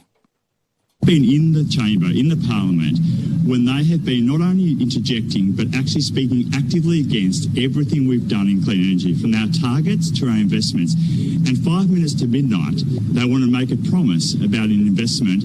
I don't think the Victorian community believes it. The Colombian government says that the country's main dissident rebel leader has been killed in an attack carried out by armed forces in the country's southwest. Nestor Vida, who was known as Ivan Mordisco, refused to accept a peace agreement signed by the FARC rebel group and the government in 2016. Colombia's Defence Minister Diego Molano says his death is significant. This operation allowed us to neutralise 9 individuals on the FARC dissident front line, as well as alias Ivan Mordisco. This allows us to point out that this operation led to the fall of the last major leader of the FARC and dealt a final blow to the dissidents. And Australian surfer Ethan Ewing has won his maiden World Surf League event, beating fellow Australian Jack Robinson at J Bay in South Africa. The win moves Ewing to 3rd in the world rankings, just behind second-placed Robinson. In the women's event, Australian hope Tyler Wright also made the final, where she was beaten by Brazilian surfer Tatiana Weston-Webb. Take 2 cups of family love. God, I hate you! Yeah, ditto! Add a splash of angry chef. It's my soup. Fine, have your slop! And a pinch of drama. And you have a recipe for disaster. 2 weeks community service. Just stay away from me. Is there a problem, Easton? The new season of Aftertaste. Come back for seconds Wednesday, July 20 on ABC TV and streaming on ABC iView. The 2022 AFL Premiership season. Grandstand AFL on ABC Radio and ABC Sport Digital. Fire ball inside 50, Toby Green, well judged. Controls the ball to his chest, no more than 20 out directly in front. Toby Green on the approach for his second. He hits it pretty sweetly and does in fact have number 2. Lockinier wins it again. Handball out to McGlaggage. Snap on goal from the pocket. It is a beauty. Hugh McGlaggage has 2. Gutted by Taranto. Now O'Halloran. Back to Kelly. Wheels around 45 out on the run. All the way to the line, Josh Kelly. Skids it through. Nice vision. Against the run, the Giants get their 3rd. Coleman kept running, receives the hand pass, goes inside forward 50. Hipwood slides in, 2nd bite. He takes the mark, lining up the set shot. He'll connect from 48 metres out to the pool end. Hits it very well to extend the break back to 19. Riccardi picks it up though, as Green and free inside 50 on his own. Giants made the most of that quick transition. Toby Green's mark, wants to play on quickly now, does so with a snap, and he's still converted. I don't know why he did that, Toby Green, but he kicked truly anyway. He has 3 for the Giants, just inside 50 now for the Giants. Hopper dives on the ball courageously, wins it back, handball to Bruin, now Canelio snaps it on his left. Can he find Toby Green? He does. Big mark, Toby Green. He'll go for his 4th goal. Toby Green in the pocket, wanted to snap quickly. Umpire made him take it again. He does so, but it's the same result. He's lighting up Manuka Oval, and all of a sudden, the Giants well and truly back in this game. The Brisbane lead cut back to 7 points as we approach halftime. This is the 2022 AFL Premiership season on ABC Radio and ABC Sport Digital. Both of these sides desperate for a win, coming off perhaps their worst efforts of the season last week, respectively. The Giants and the Brisbane Lions. It's a entirely contested first half. It wasn't pretty early on skills-wise, but Toby Green, 4 goals, as you heard there, the highlights. He had a couple of those in that second term to bring the Giants back to within 7 points of the visitors here. It's Brisbane 6-3-39, GWS 5-2-32. You're with Brett Sprigg alongside Daniel Garb, Neil Cordy, Adam Shirley on the boundary. I said we'd come back to this as far as just, the ongoing narrative around Buddy Franklin, because Garby, you're on the beat covering the sport in Sydney. Cords, I know you're always well connected to the game in Sydney as well, and this latest little contract saga around his 1-year extension as to just how much he's willing to take and how much the Swans are willing to pay. Well, first thing is, I think it's highly unlikely that he's going to end up moving away anywhere from else. Sydney. Yeah. I think it's clearly a ploy from his management to put a bit of tension into negotiations because they don't like where it's sitting now. So just to recap, so supposedly they're willing to pay around the 500 mark, and Buddy's camp wants 750. Yeah, exactly. And my feeling is I'd be astounded if he A, retires and B, goes somewhere else over which $100,000, which after tax is what it actually is, especially when you've just made $10 million over 9. And the thing is, it's about legacy for him, and what does a season at Freo, because he's not going to go to Geelong, he's not going to go to Melbourne. He might, if he did go to Freo, I mean, going back to WA seems highly, given that he's shown no inclination to do it over the last 16 years of his career, why would all of a sudden he want to go back? The more you think about it, the less likely he is to go anywhere. If he leaves, his wife has said publicly they want to live near their grandparents once he finishes footy, so that would mean a move to Queensland or WA, which is where the two families reside, which in a footballing sense, if let's buy into this a little bit, he does leave Sydney, you would say it's only Freo or Brisbane that he would want to go to, because you'd want to go to a club that can win a flag, of course. I don't think he'll leave Sydney ultimately, but I'd imagine that the dispute, if there is one, or the gap in the pay demands, lies in Buddy's off-field value. So on the field, one more year at his age, 500 grand perhaps. But he would be saying, hang on, I bring you more Friday night games, I bring you massive sales in merchandise, I bring you tickets on match day. I am worth a lot more than 500. And he probably is right. And the Swans then need to balance that out, don't they? Yeah, they do. And I think if he's about marketing as well and off-field earnings, he's more likely to get that in Sydney, where 75% of the national headquarters are for our companies, and also where virtually all of the media is. So, and his family's there, and he's been there for a decade. It seems like, and I'm certain, just from the noises that Tom Harley's been making this week, that they'll get to an agreement. Yeah, it is just a curious little... I mean, the sentiment is certainly there, as you say. He deserves 1 year. It's just a matter of what that looks like on paper. Another point to make about the whole Buddy scenario is they paid him $10 million over 9 years, but let me tell you, he paid that off in the first 2 seasons. If you want to measure everything, every measurement that you take on the size of a football club, memberships, sponsorship, corporates, he has doubled. This is in a period where they haven't won a premiership. Their membership has doubled.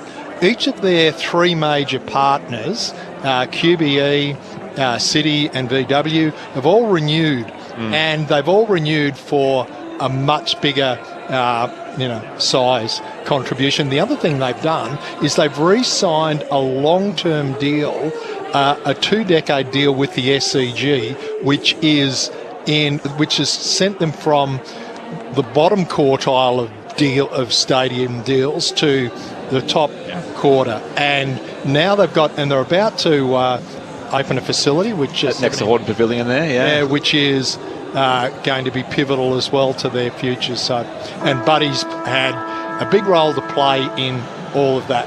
It is a curious thing. Meanwhile, the Giants just keep plugging away. They won't play finals this year, but Mark McVeigh looking at potentially going to 4 wins and 4 losses if they can salute here today against the Brisbane Lions. Who've been disappointing the past few weeks. This game is still very much anyone's. 7 points the margin, the Brisbane Lions lead. I mentioned that first half that Sam Taylor had 16 touches to lead all comers. He also leads for 1%ers as well. Hugh McCluggage, 15 disposals for the Brisbane Lions. With 7 kicks, 8 hand passes, a couple of marks, 3 clearances for him. He was impressive, particularly in the first term. But the Giants have pulled things back, thanks largely to not only Sam Taylor at the defensive end, but also Toby Green, with 4 goals in the first half. It's a bright, sunny day here at Manuka Oval. The crowd so far are pretty pleased with what they've seen.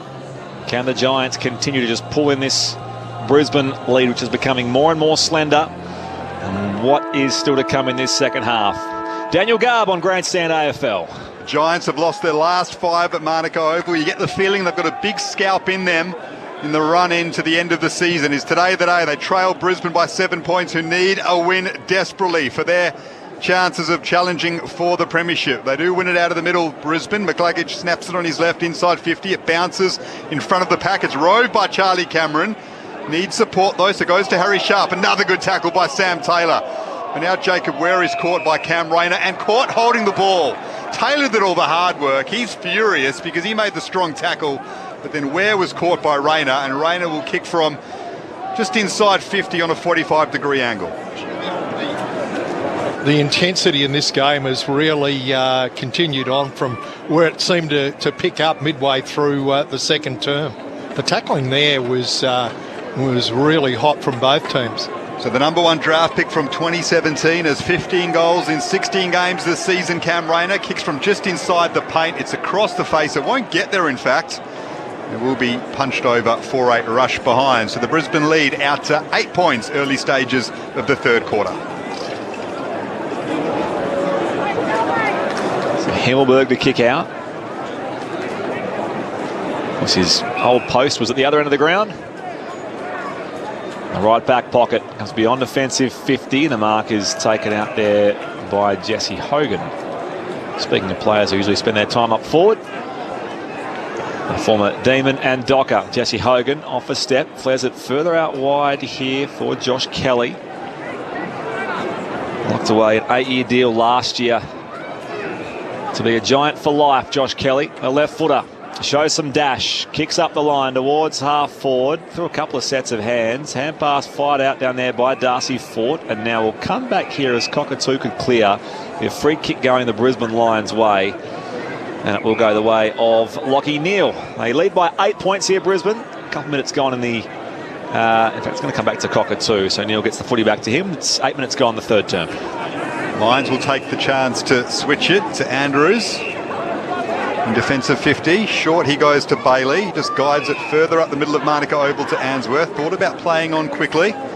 Instead goes wide up the wing and finds Archie, who plays his 100th game next week, Callum Archie, against his old club in Gold Coast. Now Brisbane move it inside 50. It's well spoiled though, out of bounds for a throw-in, just inside 50 for the Lions. Good spoil by Harry Himmelberg there. Yeah. Big occasion coming up for Callum Archie. next week. It's taken a while to get his career going, hasn't he? A top 10 draft pick, but now he's well and truly established in this line side. Back in it comes Lloyd, the Central Coast product.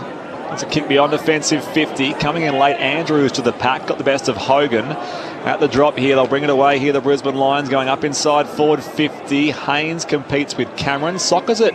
Sort of stuck out the leg and it goes out of bounds for a throw-in.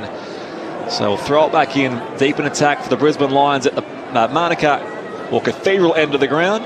Brisbane by 8 points here. 3.5 travelled third term. They're starting to help out Sam Taylor down back now. Haynes, Himmelberg, Iden all stepping up. Brisbane still have it inside attacking 50.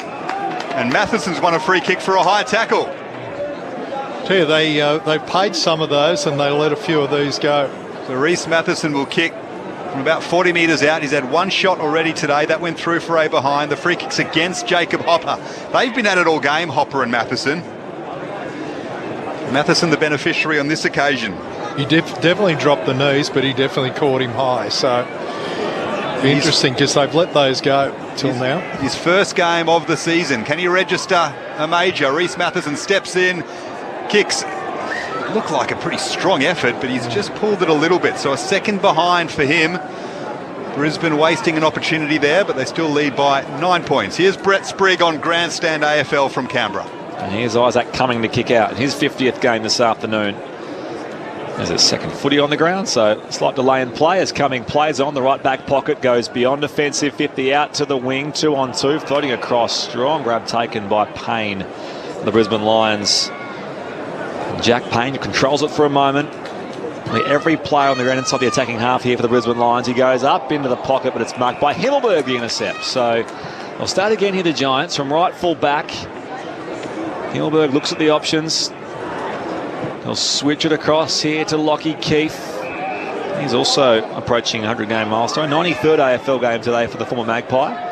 Short pass by foot to Connor Iden. We've spoken about Sam Taylor a lot, but Harry Himmelberg's the leading possession getter on the ground. Iden's kick, not great possession. It's marked by Cockatoo on the wing commentary side. I'm sure he looked at his options there, Connor Iden. Poor turnover. The Lions win it back. Switch it through Payne, and now Archie in the middle of Manuka Oval. He guides it to a leading target in McGluggage, who's been busy. Plays on now.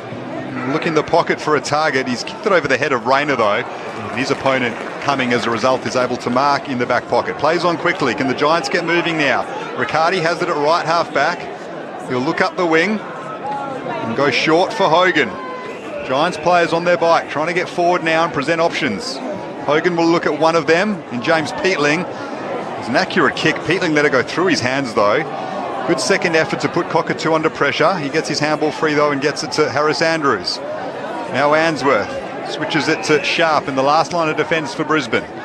They will switch now back to the commentary side. Matheson marks, still inside defensive 50. Wheels and goes beyond defensive 50 now. It's out to a one-on-one. Iden in the contest with Danaher. At the drop, Rayner wrapped up by Lloyd. Got the hand pass away though.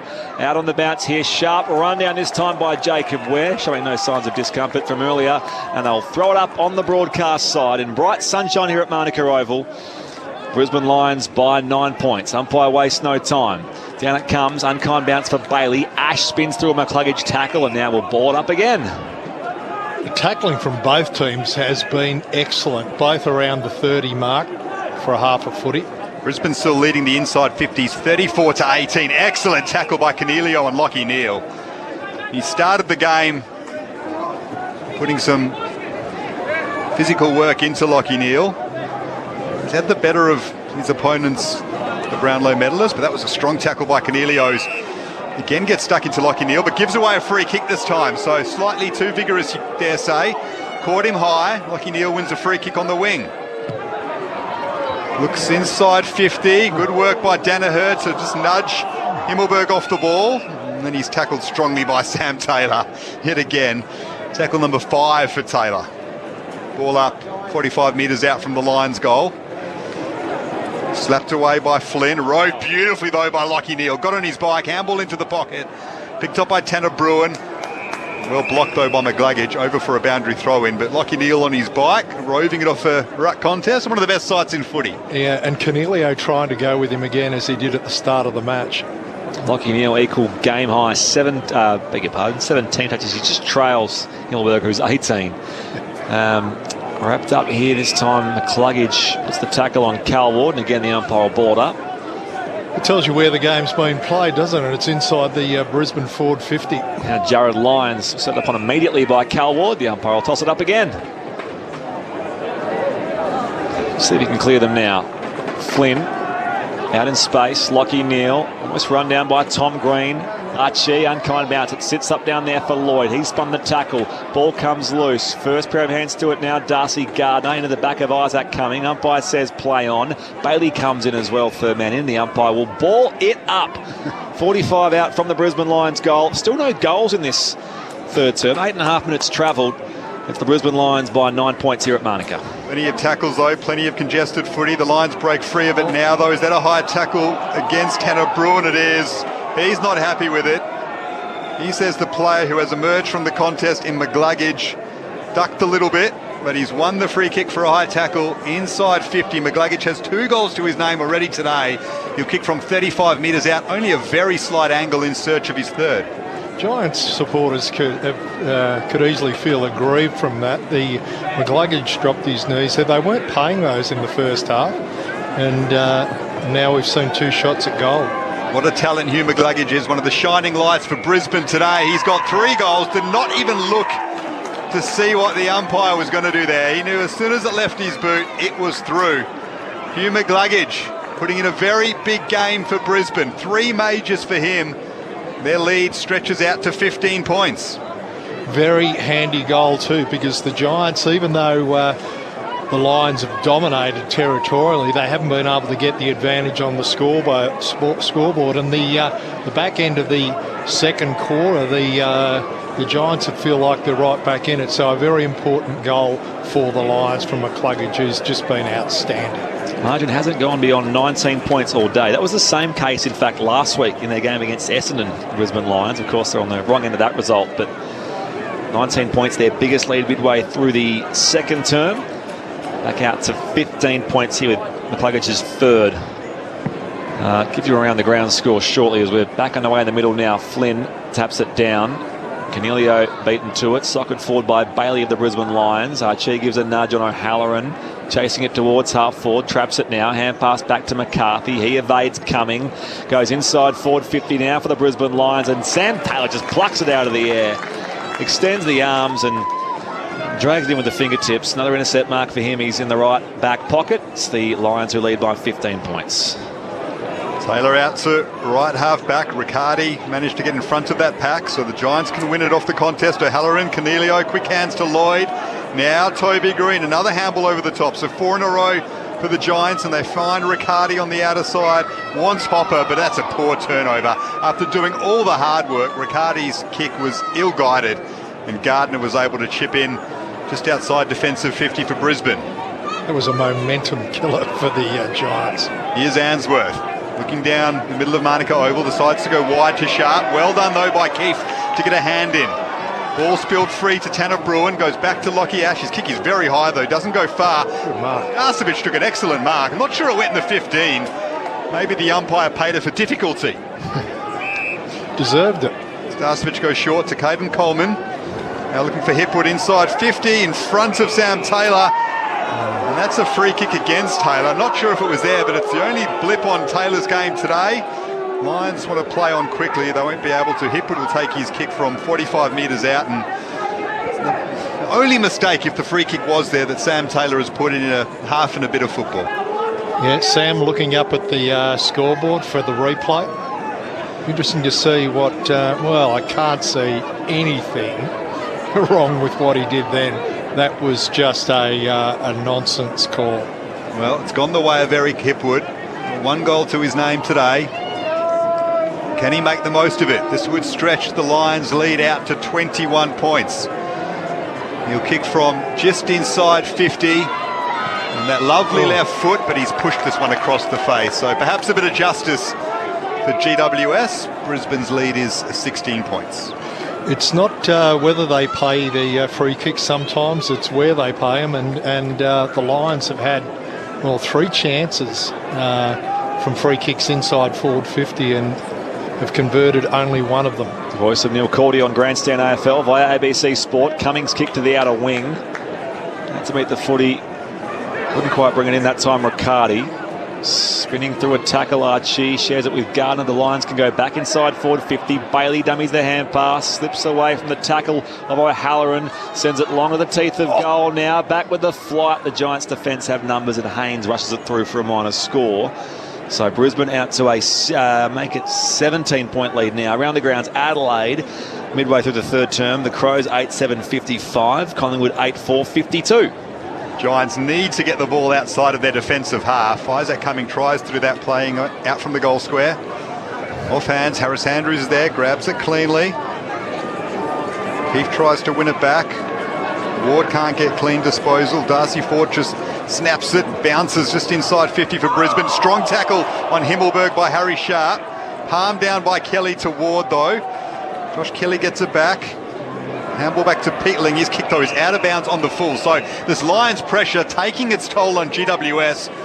Brisbane will again ask questions of the Giants defence with an inside 50 entry. Will come from Kadeen Coleman, who's up to 14 disposals now. Goes short instead of sending it inside 50 to Jared Lyons. Now he'll do that.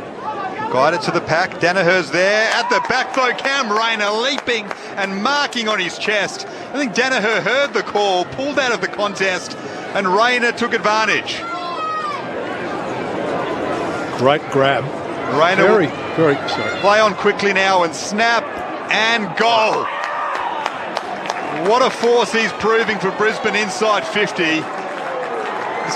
Largely GWS crowd silenced in this third quarter because Brisbane are out to a 23-point lead and Cam Rayner has his first for the game. Well, they needed that one in a funny way because they were dominating the territory and inside 50. They'd had 6 shots on goal and only made 1.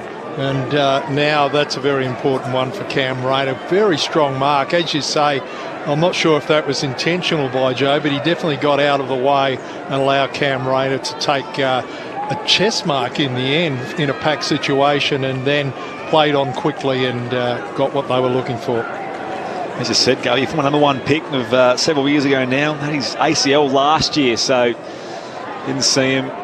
This year, Cam Rayner back in a big way. An important cog for the Brisbane Lions. Out to a 23-point buffer here. Back at the restart. Hopper had the arm pinned by Matheson. Got the kick away though. McStay follows up for the Lions. Shares it off to Sharp. Goes high inside forward 50. Mark taken. Hipwood. Hipwood leads up and takes the mark. 35 out directly in front. Nice entry from Answorth it was. And Hipwood tumbles to ground here to take his set shot with no angle to speak of. Great attack on the ball from Hipwood. That's exactly what they'd be looking for. A physical presence inside 50. So Eric Hipwood has 1 goal this afternoon. To really seize control of things here, the Brisbane Lions. They lead by 23, this to make it 29. He lays into it from 45 out. Eric Hipwood, that preferred left boot, straight over the goal umpire's hat. A second goal for him. And Brisbane with some momentum here as we approach time on in the third term. 9-7-61. The Giants are 5-2-32. Margin 29 here on Grandstand AFL. It's taken a while, but the Lions are finally putting some scoreboard pressure on the territory advantage that they've had. And Hipwood, 2 things I liked about that. One was the finish, but the main thing was the fact that he's on Sam Taylor, who can do nothing wrong, and his attack on the ball. And they will be very pleased with that. Fair to say Brisbane deserve this lead. Inside 50s, 41-18. In terms of territory, it's been a pasting. And now the scoreboard is starting to show that. 29 points, the Lions lead. And when you look at those stats, you can't argue with it too much. Undermanned again, Brisbane. Such a critical game for them. And they are making the most of it at the moment. Mitch Robinson wins the clearance, snaps it to half forward. Archie's there with Jacob Weck, and the Giants respond. Well done, Ware. Stood tall in a contest. Ball still in dispute, though. Picked up by Matheson. His kick smothered. Allows the Giants to win it back. They guide it up to Josh Kelly on the wing, one of the co-captains for GWS. I'll look to him for some inspiration to get into this game, as Charlie Cameron is down in the hands of the trainers and is a little bit proppy, down to Adam Shirley on the boundary. Yeah, it looks like a left ankle in that contest with Kamachi tumbling in, also with Jacob Weck. Charlie Cameron's legs get caught under it and he looks very proppy at the minute. He's walking away, though, from the interchange. He tells the trainer to leave him alone. He wants to try run it off, and he's doing that at the moment as the Giants move it around defensive 50. Here's Himmelberg looking for options. Finds one in Cullen Ward. The mark at left half back, and now play on. His kick, though, is only as far as Archie. He couldn't mark it, kept it in play, but that favoured Jacob Ware. Handball up the wing to Taranto. He's been quiet so far. His kick to half forward, though, finds Toby Green. 4 goals to his name.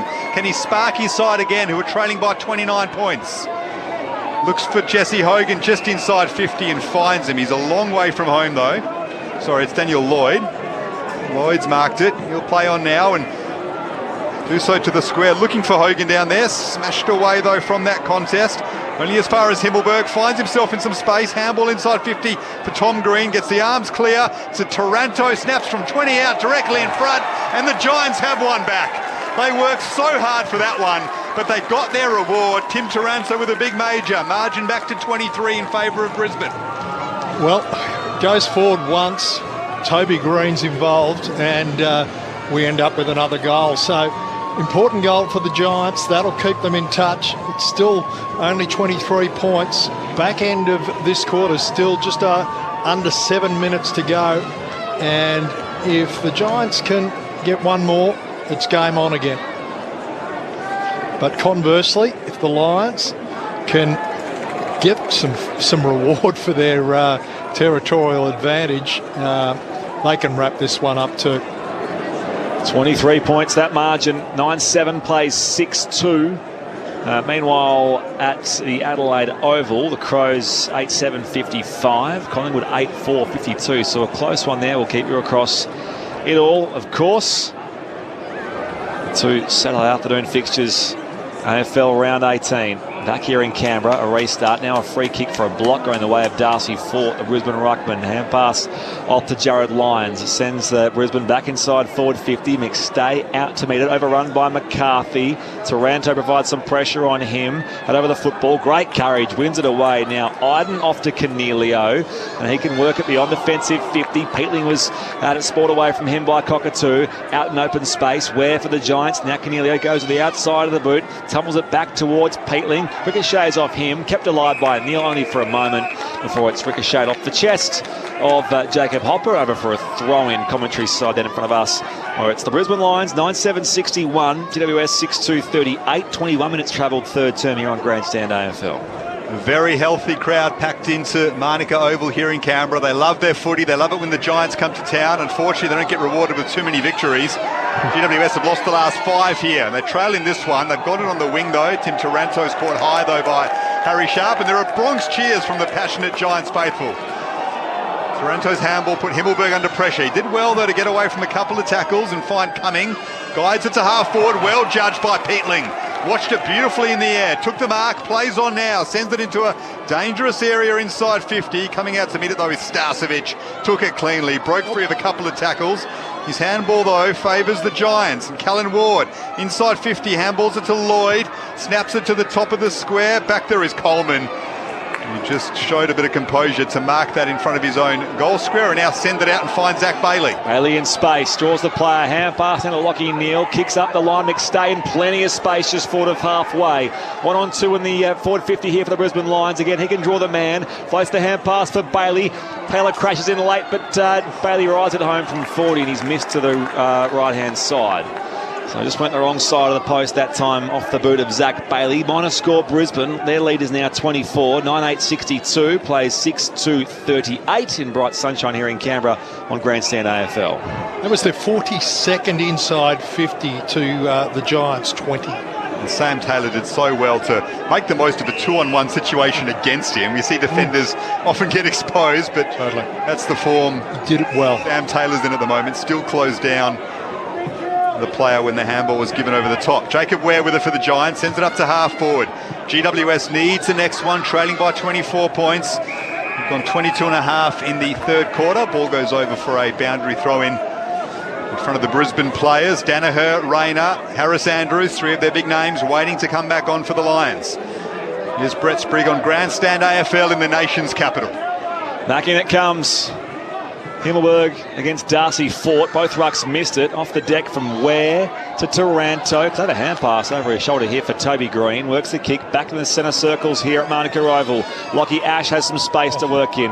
Just gets up and under. It's a high ball inside forward 50. Hogan crashes the pack into the back there of the defender in Sharp. And it will be, in fact, Ainsworth. And it will be here a ball up as we couldn't clear it from defensive 50. Miles a player still down Jesse Hogan on his haunches. Loose footy comes out wide here for Coleman of the Brisbane Lions. On the half volley, trapped by McCluggage. Back to Ainsworth, tumbles it beyond defensive 50. Cameron spills it now on the flank. Picked up by McCarthy at left half back. Comes back in field now for Zach Bailey. Well-weighted kick, and Bailey can mark just on the back edge of the square. Brisbane keep a 24-point lead. Lions in the corridor. Can they make the most of the football in a dangerous situation? Handball from McStay to Matheson. Goes inside attack now. Taylor and Hipwood are there. Taylor wins the contest. Himmelberg comes in for support like he has done all afternoon. Handball to Ward and Lockie Ash. They break free of defensive 50 now. Lockie Ash on the wing has a bounce up to Matt Flynn. He goes, but well done by Darcy Gardner to call the timeout. Oust him in the marking contest, and then did call a basketball timeout, which suggests to his teammates, just calm down a little bit, take a breather, let's reset. I haven't seen that before, that signal in a game of footy. Yeah. Must be a... Might want Chris Fagan to get out and get a message across. Draw some plays up on the whiteboard. Margin 4 goals Brisbane's way. From half back they come, out to a one-on-one, and again reaching for it, Matheson pulls in the mark. Middle of Manuka Oval, wheels and goes now. Needs a flyer inside 50. Cameron keeps his feet, gave a shove though, gives away the free kick this time to Cumming. And Isaac Cumming will have it just forward of fullback here for the Giants. Time running out for them. Late in time on here in the third term. One of their home grounds, Manuka Oval. They come beyond defensive 50. Cornelio marks just in the shadows of the Bradman stand. And again, he can just settle things down for a moment here for the Giants. Send it up the wing now. He's got a free man in Tanner Bruin. Doesn't turn his head to play on quickly, so they're happy to move it up slowly, the Giants, but they really need a goal before three-quarter time. Trailing by 24 points. Now he goes to half forward. Jesse Hogan's there, so he's recovered from that earlier knock. Worked his way to the front. Cockatoo rode to best though for Brisbane. They're at half back, but they're under pressure. Ainsworth stripped to the footy and caught holding the ball by Cornelio. Handball now to Himmelberg. 60 out from his own goal. Umpire says you can't play on that quickly to Stephen Cornelio. You must do so from over the mark. That slows things up for GWS. Cornelio's 65 out from goal, and there's going to be a reversal here. It's against Toby Green. That is hard to take for the Giants. Toby Green has caught his opponent high in Matheson, who's a bit of an antagonist, and Brisbane as a result have had that free kick turned over, and Jared Lyons has it at right half back. One of 6 still played every game this year for the Brisbane Lions, Jared Lyons. He comes further afield here to Ainsworth. One of their 7 inclusions this week. Ainsworth thumps it up the line towards right half forward. Himmelberg being held off it. Flynn crashes in as well. The drop, Neal wrapped up by Cornelio. The ball bubbles free. It's holding the ball. He tried to find the boundary line, Lockie Neal, but Steve Cornelio got him just before the chalk. And it will be a Giants free kick from left half back.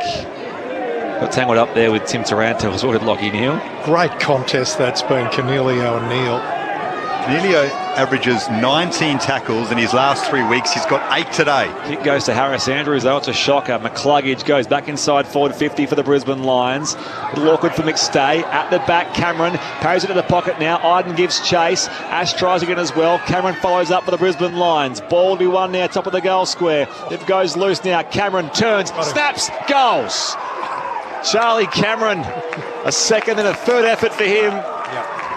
His second goal of the afternoon. makes the Lions just that little bit more comfortable. 30 points is their lead. 10-8-68 plays the Giants 6-2-38. Late stages, third quarter here on ABC Sport. This is Grandstand AFL. Well, that was just sheer determination from Charlie Cameron in the contest initially, then went forward, scrapped, turned back and snapped it over his shoulder. And that's an important goal because they haven't really been able to kill the Giants off. You'd think at 30 points that's probably going to be enough, but the Giants, all the scoring this match has been to the southern end of the ground here at Manuka Oval, and that's the way the Giants are going in the last quarter. A long way back for Mark McVeigh in GWS now. Very handy buffer for Chris Fagan's Brisbane Lions. 30 points up.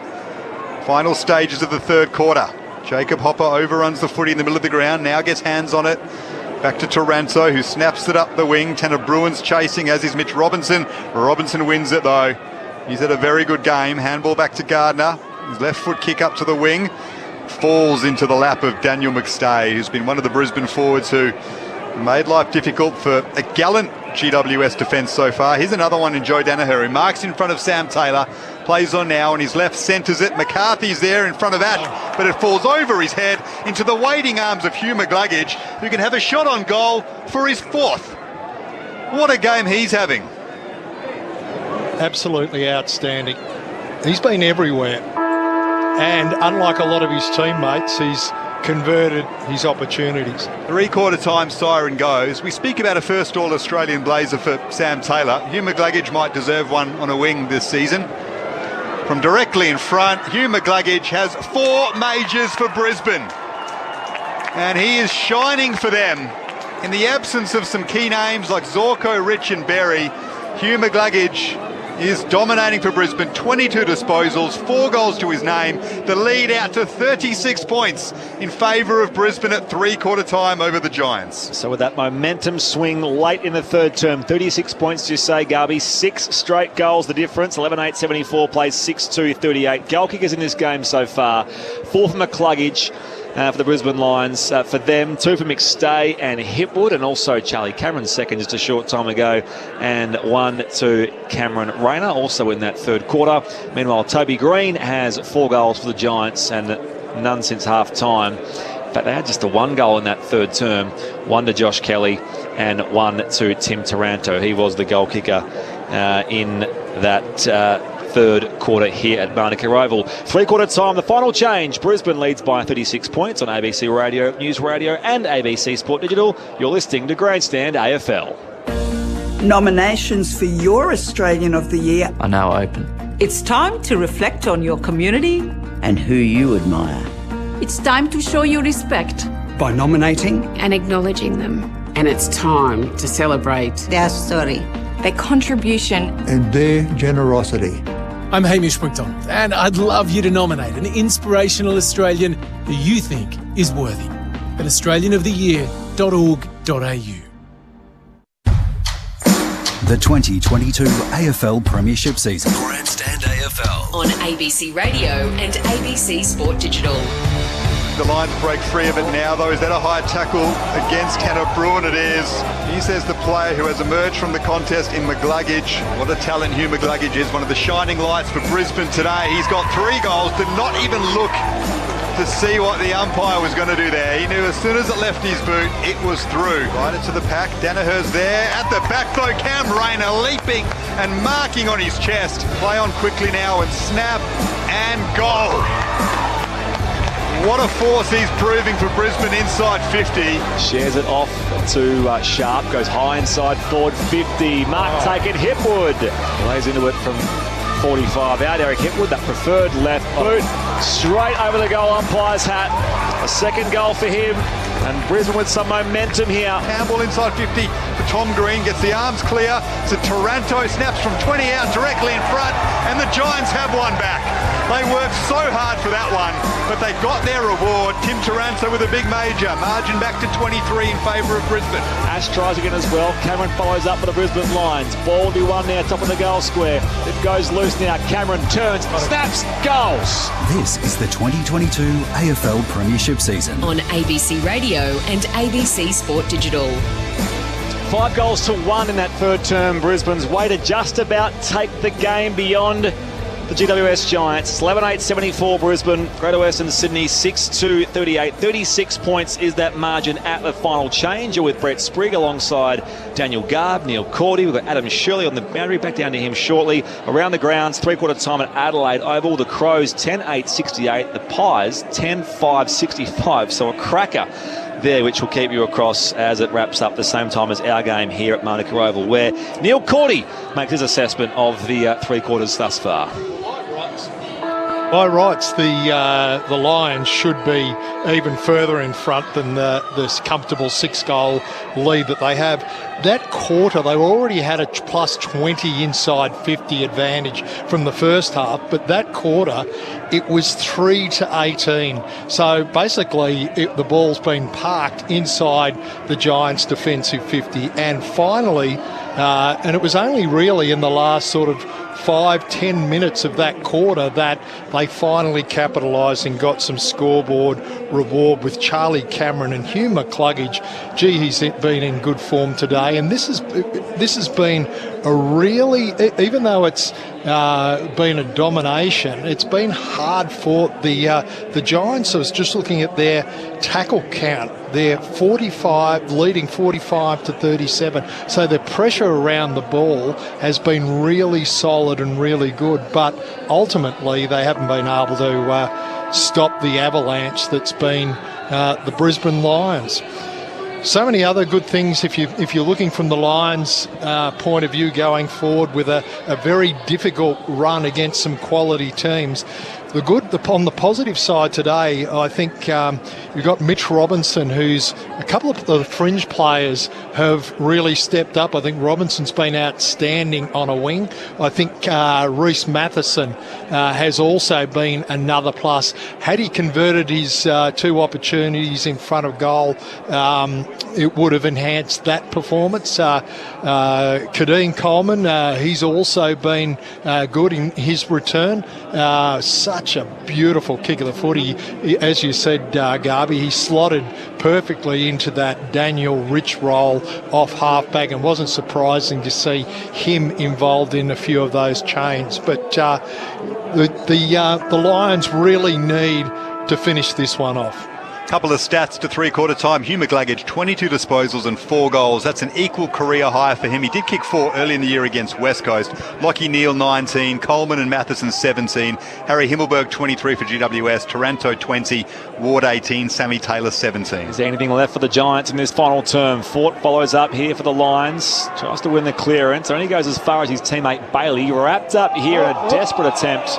And there from Cornelio, it's holding the ball. They have tackled well. So Cornelio lays off the hand pass to Kelly.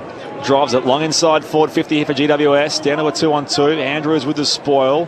Ricochets down there for Answorth, who's given away the free kick on Peatling. And the young Giant will take his kick from right on the paint of 50, slightly left of centre. Well, he kicked 3 goals in the corresponding match 7 weeks ago at the Gabba. He's been mainly in defence, we've seen him today. The Pennant Hills lad. Mid-season draftee last year, James Peatling. It's the Cathedral end. Lays into it from 50. Misses to the left-hand side. Misses the lot. No change to our three-quarter time score. The Brisbane Lions by 36 points, 90 seconds played, final term. And the Lions put their foot on the throat in this final quarter. Perhaps generate some momentum for them in what is a very difficult run home to the finals for Brisbane. It looks like they'll emerge from Canberra with 4 points, 4 much needed ones as Danaher marks it half-back, guides it up the wing to Jared Lyons. Lockie Neal running shotgun, gets it from Lyons now, pops it up high, very high inside 50. McStay is there at the front of the pack, off hands, picked up by McCluggage. 4 goals to his name. His handball looked for Rayner. Giants intervened. And now through Daniel Lloyd, they win it back and send it up to the wing with a tumbling ball, but Harris Andrews was best positioned. And he marked up against Jesse Hogan on the wing. Got a knee into Hogan, who's a little bit ginger after that one. Short kick to Fort. And he goes in turn to Lockie Neal. Lockie Neal's 21st disposal coming up. Just forward of halfway, balks his way around Cal Ward, the man on the mark, goes inside forward 50. Attempt there from Danaher. Hand pass off the deck from McCluggage back to Archie. He can fire on goal. Giants defenders mop it up though. Iden again shares it with Haynes, and now Ware back to Iden. Careful here, gets the hand pass away. Keith off the deck to Taranto. A bit more space here for the GWS Giants. Kelly dummies the hand pass. Goes underground here for Taranto. He's wrapped up as well. Great tackling pressure it was this time from McStay. They go back inside forward 50 through Darcy Gardner. Bailey at the drop now. Hand pass off to Charlie Cameron, dribble it through for his third. And the Lions again just arrest that momentum which they took into the three-quarter time break. And that pushes their lead out to 45 points. 11-8-83. The Giants 6-2-38. This game's just about done. 4 minutes played, final term. Grandstand AFL on the boundary, Adam Shirley. Yeah, Brett, looking dangerous for the Giants at ground level. Just they're half a step behind the contest now. That penultimate goal of the last quarter by Charlie Cameron really sucks momentum out of their effort. And unless they keep that tackling effort up, this could blow out quite a bit. The Giants staring down the barrel of a second successive heavy defeat. That is not what Mark McVeigh wants as he challenges for this job, puts himself in contention for other jobs. Brisbane, though, needed a win badly today. They will claim it. 42 points, and this margin could get ugly for GWS if they're not careful. They've won it through the middle again. Fort to Lockie Neal, who's in plenty of space. He guides it up to Charlie Cameron, who just kicked his third goal for the game a moment ago. He wants to send this long. He'll kick from just outside 50. So Cameron, who's up to 39 goals for the season. Another All-Australian blazer. Looks like it'll come his way at season's end. He is clearly the best small forward in the competition at the moment. Shocking way to start an argument. And he'll have a drop punt from 52 metres. It's an ordinary effort, but it torpedoes its way into the square. Off hands it is, and we'll go out for a boundary throw-in at 10 metres away from the Giants' behind post. That was the funniest kick. I think Charlie changed his mind about what he was actually going to do after the ball drop. He was going to kick a drop punt, and then it just didn't come out right, and he said, OK, I'll try a torpedo. Brisbane by 42, back in it comes. Again, both rucks missed it. Rayner tries to punch it away. Jared Lyons beaten to it this time by Isaac Cumming. The ball is brought to ground, and the umpire will ball it up again. 30 out from the Brisbane Lions attacking goal. They lead by 42 points. Ball in the air. Himmelberg from behind in the ruck. Spins through. Kick was smothered this time by Lockie Neal. It comes loose now for Rayner, who can fire on goal from 35 and curled around the posts. Cam Rayner's second goal of the afternoon. It's party time here for the Brisbane Lions in the capital. 13-8-86. The Giants are 6-2-38. Margin 48 points down the Brisbane Lions' way. They'll respond after last week's defeat at the hands of Essendon. And they're well and truly in control of things here in the final term, 6 minutes played. The floodgates have opened. Rayner now becomes the fourth multiple goal kicker for the Lions.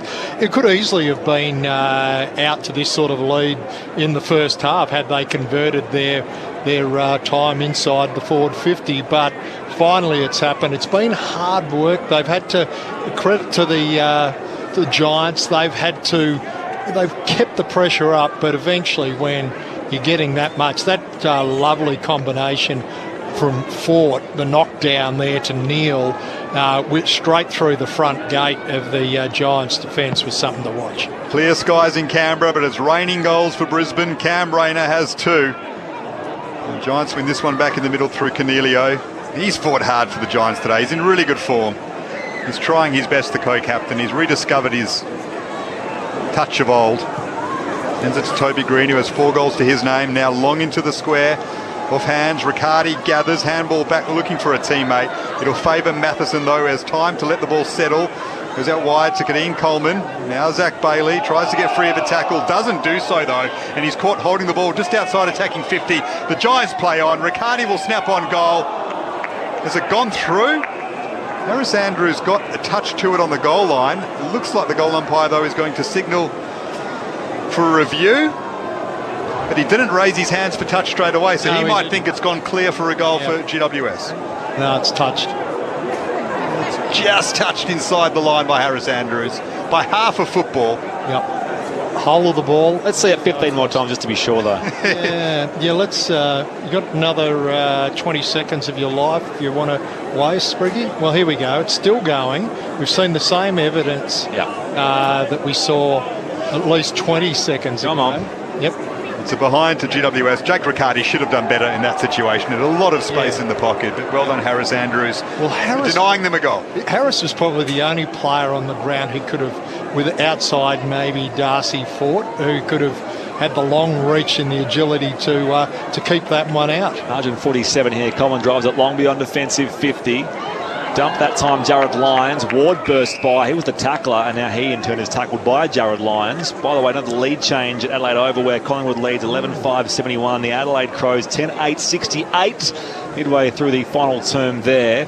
As again, Robinson this time puts the tackle on the ball carrier. Getting up to back to the umpire is Tanner Bruin. Brisbane Lions by 47 points. As the shadows move across Manuka Oval here, it's still mostly in bright sunshine. Ward. Now Kelly can just sock it inside, kicking in danger, going the way of the Brisbane Lions. So Matheson will have it at centre half back here for the visitors. Thought that rule had been given up on. Saw it once, maybe it was last week, like before. Like you do see it every so often, but it's not something you see in every game for sure. It's like once every 4 to 6 weeks you'll see one pop up out of nowhere. Starcevic wide over the head of Harris Andrews. That's a sloppy kick. Lions have plenty of points to pay with, 47 of them to be precise. But that was a little bit lazy perhaps from Starcevic. Boundary throw in just outside 50 for the Giants. Charlie Cameron up to 39 goals for the season. He's set to win his 4th straight leading goal kicker award for Brisbane. What an impact he's had on that club since crossing over from the Crows. Lions win it at the stoppage. Lions snaps it up to the wing. Zach Bailey's there, got the hands free. Matheson back to Mitch Robinson, the veteran on his left, sends it to half forward over the head of O'Halloran and Sharp. Joe Danaher leads Lockie Keefe to the football and guides it over for a boundary throw-in. Brisbane 13-8-86 lead GWS 6-3-39. The inside 50s 51-23, more than double, or just about more than double, close to it. A dominant performance. Umpire heaves it back in, commentary side. Flynn tries to lay it down here for a Giants teammate, but Robinson emerges with the football for the Lions. Tumbles it inside, forward 50, and it's out of bounds for a throw-in 40 around from goal. Deep in attack for Brisbane. This match has really all been about the Lions. Probably the only thing about the Giants of major interest was the McVeigh win-loss record. Yeah. And this one, you know, a lot of positives for the Lions once they've got it going. Back in it comes. Looks beyond defensive 50 here for the Giants. And now a free kick for a hold going Taranto's way. Keep in mind, this will be now 6 straight losses at Manuka Oval for the GWS Giants, a place which is supposed to be a happy hunting ground for them, a home venue of theirs a few times a year. O'Halloran puts them high towards half forward. Archie, spear tackled down there by Daniel Lloyd, and the umpire will ball it up. They get better crowds here than they do at Giants Stadium. I mean, do they put too much pressure on themselves when they come to Canberra to put on a show? Do they always draw a strong opponent? It's a poor record. Yeah. For a team that's been pretty successful over the last few years. Brisbane has it in defensive 50. It's snapped free to Kadeen Coleman. So clean with his ball use. Handballs are back to Starcevic and now Andrews. Lions have plenty of space. Sharp back to Coleman. Well done by Jacob Hopper to come across and spoil, but it still favours Brisbane. It's like a training run for them now. Robinson up to Lincoln McCarthy as a man clear inside 50, and Danaher, who marks on the lead. Arms outstretched in front of his face. And Joe Danaher, in search of his first goal of the afternoon, will kick 40 metres out, close to the boundary line, which doesn't favour a left footer. Well, it's clearly the Lions' happy hunting ground now. They've never been here before, and they're going to go away with a 100% record. So, yeah, maybe they want to play here more again. He's been pretty quiet in the goal-kicking sense, Joe Danaher. Only 3 in his last 3 weeks, and that's a shocking effort. That's gone right across the face of 50, nowhere near the goal. Smothered, though, by Daniel McStay off the clearing kick from Cumming, but Himmelberg is back there for the Giants, kicks it over a pack. Gardner wins it back just outside defensive 50 for GWS. Archie keeps it in. Taranto hunts the ball. Gardner wraps him up. We'll have a ball up, 70 out from the Giants' goal. Not much of a day for Joe Danaher. That shot on goal ended up closer to the Giants' goal. 47 points the Brisbane lead. And back in it comes on the outer side. Hand pass fired out to Taranto. Loopy ball now for Bruin, wrapped up by Coleman. Clearing kick only goes as far as Lockie Neal. Works it back here for Ainsworth. From the outer wing, goes high inside 50. Danaher gets set. It was a little too early. Out the drop, Himmelberg in defence for the Giants. Coming now, evades the tackle of Cockatoo. Hand pass works out here for Lockie Keefe. He can come beyond defensive 50. It's well weighted here, going back with the flight and marking Lockie Ash. So Ash comes back inboard now for Hopper. His return this afternoon. Jacob Hopper. Still 11 touches. Dicey kick here trying to find Ward. Robinson came late to make the contest, but it missed both of them in the end and bounces out of bounds for a throw-in between the interchange gates here at Manuka Oval. The Lions are 13-8-86. Greater Western Sydney 6-3-39. We've played 13 minutes in this final term on Grandstand AFL. Mitch Robinson comes off the ground for a breather. 19 disposals for him today. He's been excellent, the veteran. Flynn wins it clear from that throw-in, snaps it to half-forward for the Giants. Riccardi's there, slaps it back in play when it was about to go out. O'Halloran overran it though, so at half-back, the Lions win it back through Lockie Neal. Sends his kick to half-forward. Haynes in the front of the pack. Reaching over though was Hipwood to guide it down to a teammate. Free kick goes the way after the ball hit the deck though of Tim Taranto, who been pretty good as well today for GWS, up to 24 disposals now. He's fought hard. How many more times, though, will we see him in that Giants Guernsey, though, Neil Cordy? Good question, Garby. There'll be one, at least one of probably he or Hopper that might be departing. Might be one of the last games Tim Taranto plays for GWS. Speculation very strong that he'll head back to Melbourne as Haynes sends it up to half-forward. Excellent grab from Matt Flynn. Left above the pack. Playing a handball game, though, the Giants, and that allows Brisbane to win it back. Hopper tackled as he kicked it. It falls into the arms of Noah Ainsworth. He can come on the angle here to find Neal, but Cumming cuts across and intercepts it right half forward here for the Giants. Gets up, plays on quickly inside forward 50. Payne in the contest with Riccardi. Out to beat the football now. Ricochet's loose for Coleman. Hand pass will come back here for Ainsworth to clear beyond defensive 50. And it's marked by Hipwood at left half back now for the Brisbane Lions. They get some run going now. In some space, McCarthy just forward of the logo. Dummies the hand pass, now works it on. All on his own is McStay. 45 out, pulls the kick back into the corridor now. It's across the face for McCluggage. McCluggage will take the mark, 25 out on a 45-degree angle to the right-hand side. Searching for a career best 5 goals. You'd back him from here on his form today. He's equalled his career best with 4 already. To go with 25, make it 26 disposals, Hugh McCluggage. Great service from McStay there. Lovely kick. McStay could have gone for his third, but saw the better option. McCluggage on the approach for a handful from 35 out, just nurses it across the face to the far side for a minus score. So that's his first blemish too. 4 goals, 1 for him this afternoon. The Lions lead by 48 points midway through this final term. Garby's curse has been actually worked in reverse today with Sam Taylor, but let you down. It'll eventually get you on the law of averages. Murray Himmelberg's given the ball back to the umpire. There's a stoppage in play. I think it's blood rule against Jacob Ware. In fact, it is. He is going to come off for some treatment. Isaac Cumming replaces him.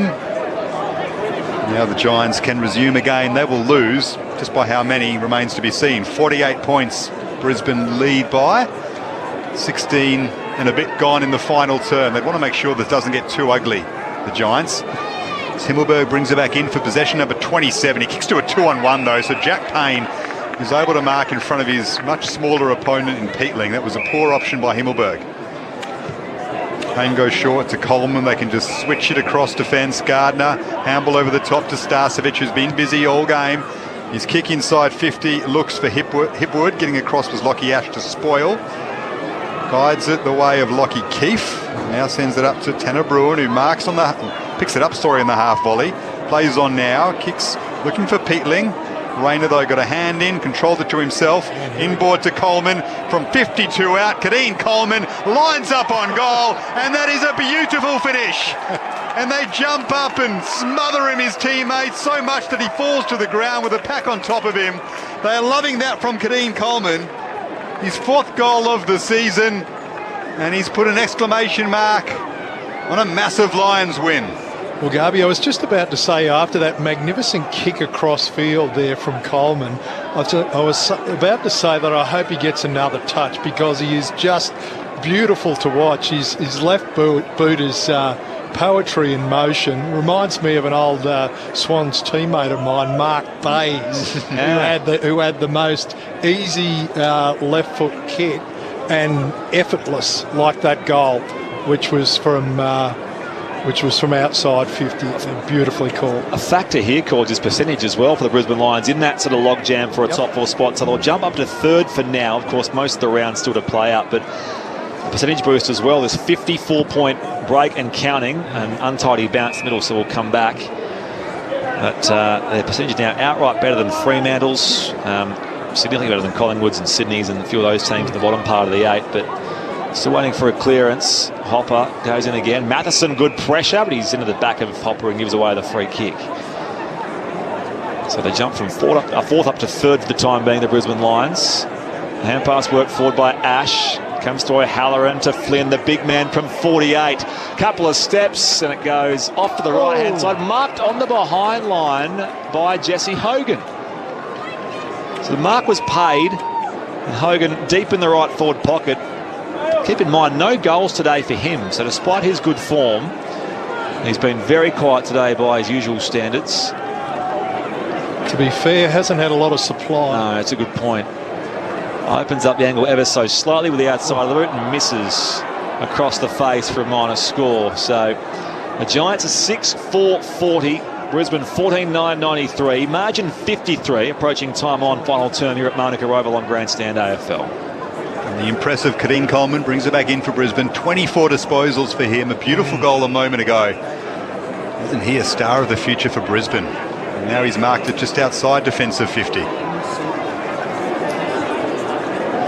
Rides it further up the wing. Harry Sharp is there. Lockie Ash watches him closely and dumps it over for a boundary throw in. Outer side. Lights are on here at Monica Oval, but it is a sunny day. Shadows starting to extend across this beautiful ground. Pristine surface. In a physical game of football, the Lions' class has certainly shone throughout, though. 57-26 in way of the inside 50s. The margin out to 53 points. They're putting on a very big score on GWS. So McCarthy has it in the middle of the ground. Goes wide to Matheson, plays on quickly to McGluggage, who has 4 goals to his name, and he finds Hipwood on a lead. Marking as his knees hit the turf. He'll kick from just outside 50, the big left footer, if he wants to have a shot on goal. The eyes are scanning, though. He's assessing options in attack. His opponent, Sammy Taylor's probably pushed him out a metre or two further than where he marked the football, but that's what shrewd defenders do. Hipwood puts the ball on the ground. He's got 2 goals to his name today. He'll have a shot from a long way out. It's massive. I know he's a beautiful left foot, but I'm not sure he's got this carry. In fact, he's got nowhere near it. It's a flat entry. Oh, strong leap by Danaher. Couldn't bring it down. He got a very high to Joe. Giants under pressure in defensive 50. Taranto's turned it over. Zach Bailey will snap on goal, but a litany of Giants waiting in the goal square to mark, and Isaac Cumming is the one who does so. He was playing goalkeeper. Cumming comes up the pipe now. It's been intercepted again by the Brisbane Lions and marked by Bailey at centre half forward. Wants to play on quickly. He did initially at least. Now he's going to go back and be set on his mark. Zach Bailey. Best on ground in the earlier Q Clash. Of course, the Q Clash rolls around again next week for the Brisbane Lions at the Gabba Saturday night. Bailey will have to kick from 55, front of the square. Goes high toward the teeth of goal. Off the pack, rode by Matheson. Sharks 1, 2, and now pulled off the kick. Morena, but it goes through. Cam Morena, who was spun the tackle at ground level, got the ball in his left boot, and it somehow goes through for his 3rd. So the Brisbane Lions now out by 59 points. 15-9-99 their score. The Giants are 6-4-40. Just shy of a 10-goal lead. Back to the boundary, Adam Shirley. It's been a rough day for Giant star Josh Kelly. 14 disposals only, and now getting treatment for a cut chin down in the room. So you might have the queue in the rack for the rest of the day, although they haven't activated their sub, Callum Brown, as yet. Callum Brown's just waiting on the boundary line. He's shaking his head, actually. He probably wants to get out there. He's warmed up numerous times. Of course, the hero against the Hawks a few weeks ago, the Irishman. Frustration all round for GWS. They're being smacked now. 59 points the margin in favour of Brisbane. Multiple goal kickers all over the place for the Lions. Cam Rayner up to 3 now. The Giants can't wait for this final siren. The Lions are loving life. They'll put plenty more on. If time continues and the Giants' fight continues to subside, they've won it back here in the middle again through Jared Lyons. Up to half 40 goes, but Himmelberg marks just inside defensive 50 for GWS. He's been pretty good down back. Plays on with a torpedo down the middle of Monica Oval, but like kick to kick in the backyard. Back there is Brandon Starcevic to mark for Brisbane. Up to McGluggage they go. He's been fantastic. 28 disposals coming up, 4 goals to his name. Lachie Neale's been right there with him. They share the football on the outer side. McGluggage is kick looking for McCarthy, though. He's cut off by Tim Taranto at left half back for the Giants. Brisbane Lions by 59 points. Taranto spins the Sharon in his fingers, drives it long beyond defensive 50. Coming in late, Hogan. Peatling's hand pass out wide. Cornelio bursts by, shows good pace. Up the line now, just forward of the centre circles for Toby Green. Haven't seen him for a while. Goes inside forward 50 for the Giants. It's bouncing here for Lloyd. Top of the goal square, dribbles it through. Daniel Lloyd with a consolation goal for GWS late in this final quarter. Brings it back to 53 points the Lions' way. Something out of the wreckage for the Giants, Daniel Lloyd. In the end, it was quite a bit of skill. He was sprinting back towards goal in a similar position to what we've seen Toby Green throughout this match into Green's paddock. Well, it was Lloyd's paddock this time, and he did a really good job of gathering a bouncing ball and getting onto the boot very quickly. Late in the final term at Adelaide Oval, the Crows trailing Collingwood. The Pies are 13-6-84. Adelaide 11-8-74. 10 points the margin there. Wow. So Pies keep on marching. Yes. Top 4. They'll be just on the cusp, yeah. Adelaide's barren run continues. The season started reasonably brightly for them, but they've fallen into a heap. If it wasn't for North Melbourne and West Coast, I think a lot would be made of Adelaide's plight at the moment under Matthew Nicks. Giants send it deep inside 50. Tanner Bruin's free kick square. He's won a free kick as Tanner Bruin. Oh, missed. Advantage has been paid. The umpires called it behind. So a wasted opportunity there for GWS. The advantage was paid to Riccardi. He snapped on goal. They could have had a shot from directly in front to Tanner Bruin. Yeah, bad call. Bad call, Jake. Lions by 52 points. McCluggage marks up the corridor now. Goes on in turn by a foot, but Ward floats across and intercepts just forward of halfway here for the Giants. Thumps it back from whence it came. Out to a 2-on-3, and now Payne stands strong, takes the mark. And Riccardi making no real attempt on his mark, and Payne will just settle things down here from fullback for the Brisbane Lions. Not a good day for Jake. Jack Payne comes long here. McStay, running start, takes it from behind Nick Haynes, and he marks here at left halfback. 26 played, final term. Dan McStay, who's managed to kick 2 goals this afternoon. Finds Hipwood, though, on the logo commentary side. He's a long way from home. Up towards half forward. Taylor up in front. Brings it to ground now. Swatted out by Darcy Ford of the Brisbane Lions. Taylor goes again. Hand pass off to Cornelio. Now Taranto. Sets a task here for Cumming. Fires out the hand pass to Ware. Shrugs the tackle of Archie. Keeps it alive inside the boundary line. Now tumbles it back infield. It's going to come here for a push going the Giants' way. And Jacob Hopper will win that on the commentary wing. Hopper handball to O'Halloran. He was busy in the first quarter, been quiet since. Has a bounce on the wing. Centres it now to centre half forward. Hogan, big leap and mark.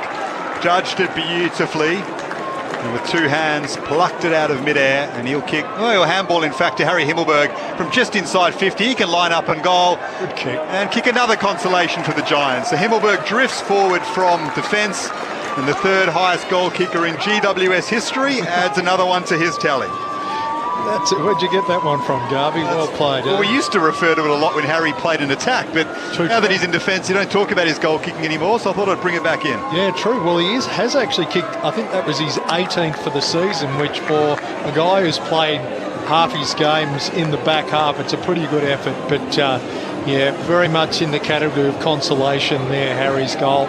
And it's been a real domination. I mean, when you look at the margin, it could easily have been, which is now 48 points.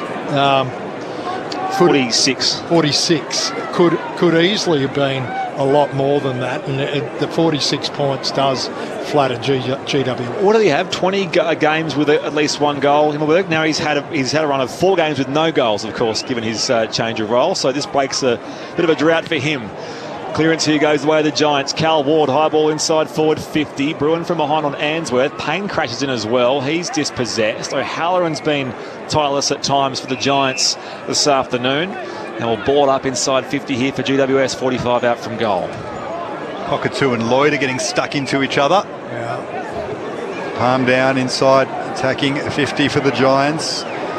Robinson there tries to squeeze a kick clear. Archie picks it up cleanly. Well tackled though by Callan Ward. The veteran fights on, but big moment coming up for Callum Archie next week. The Q Clash will be a big moment in Queensland, and he'll bring it up with game 100 against the side that drafted him at pick 8 in 2015. Callum Archie, boundary throw in. Flynn gets in front of Fort, palms it down looking for Taranto. Archie picks it up though, the man we speak of.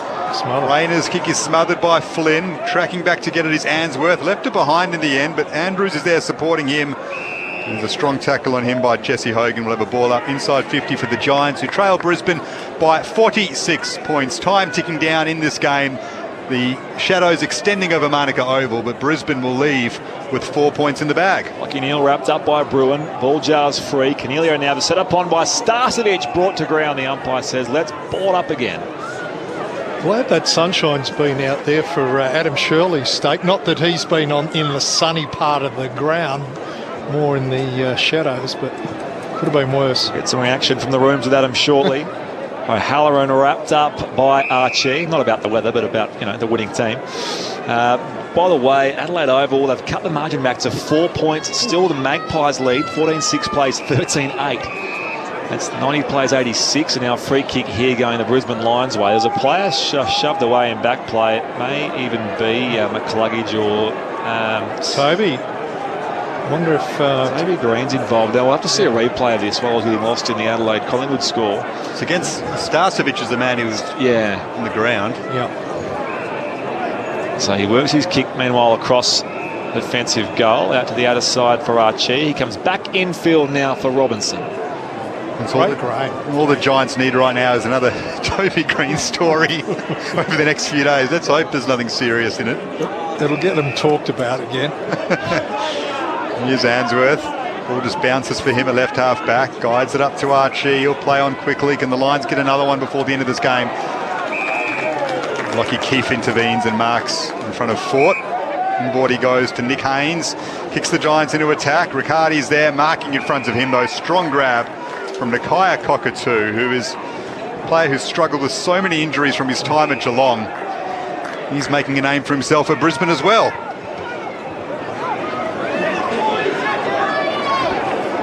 Cam Rayner marks now at centre-half back for the Lions.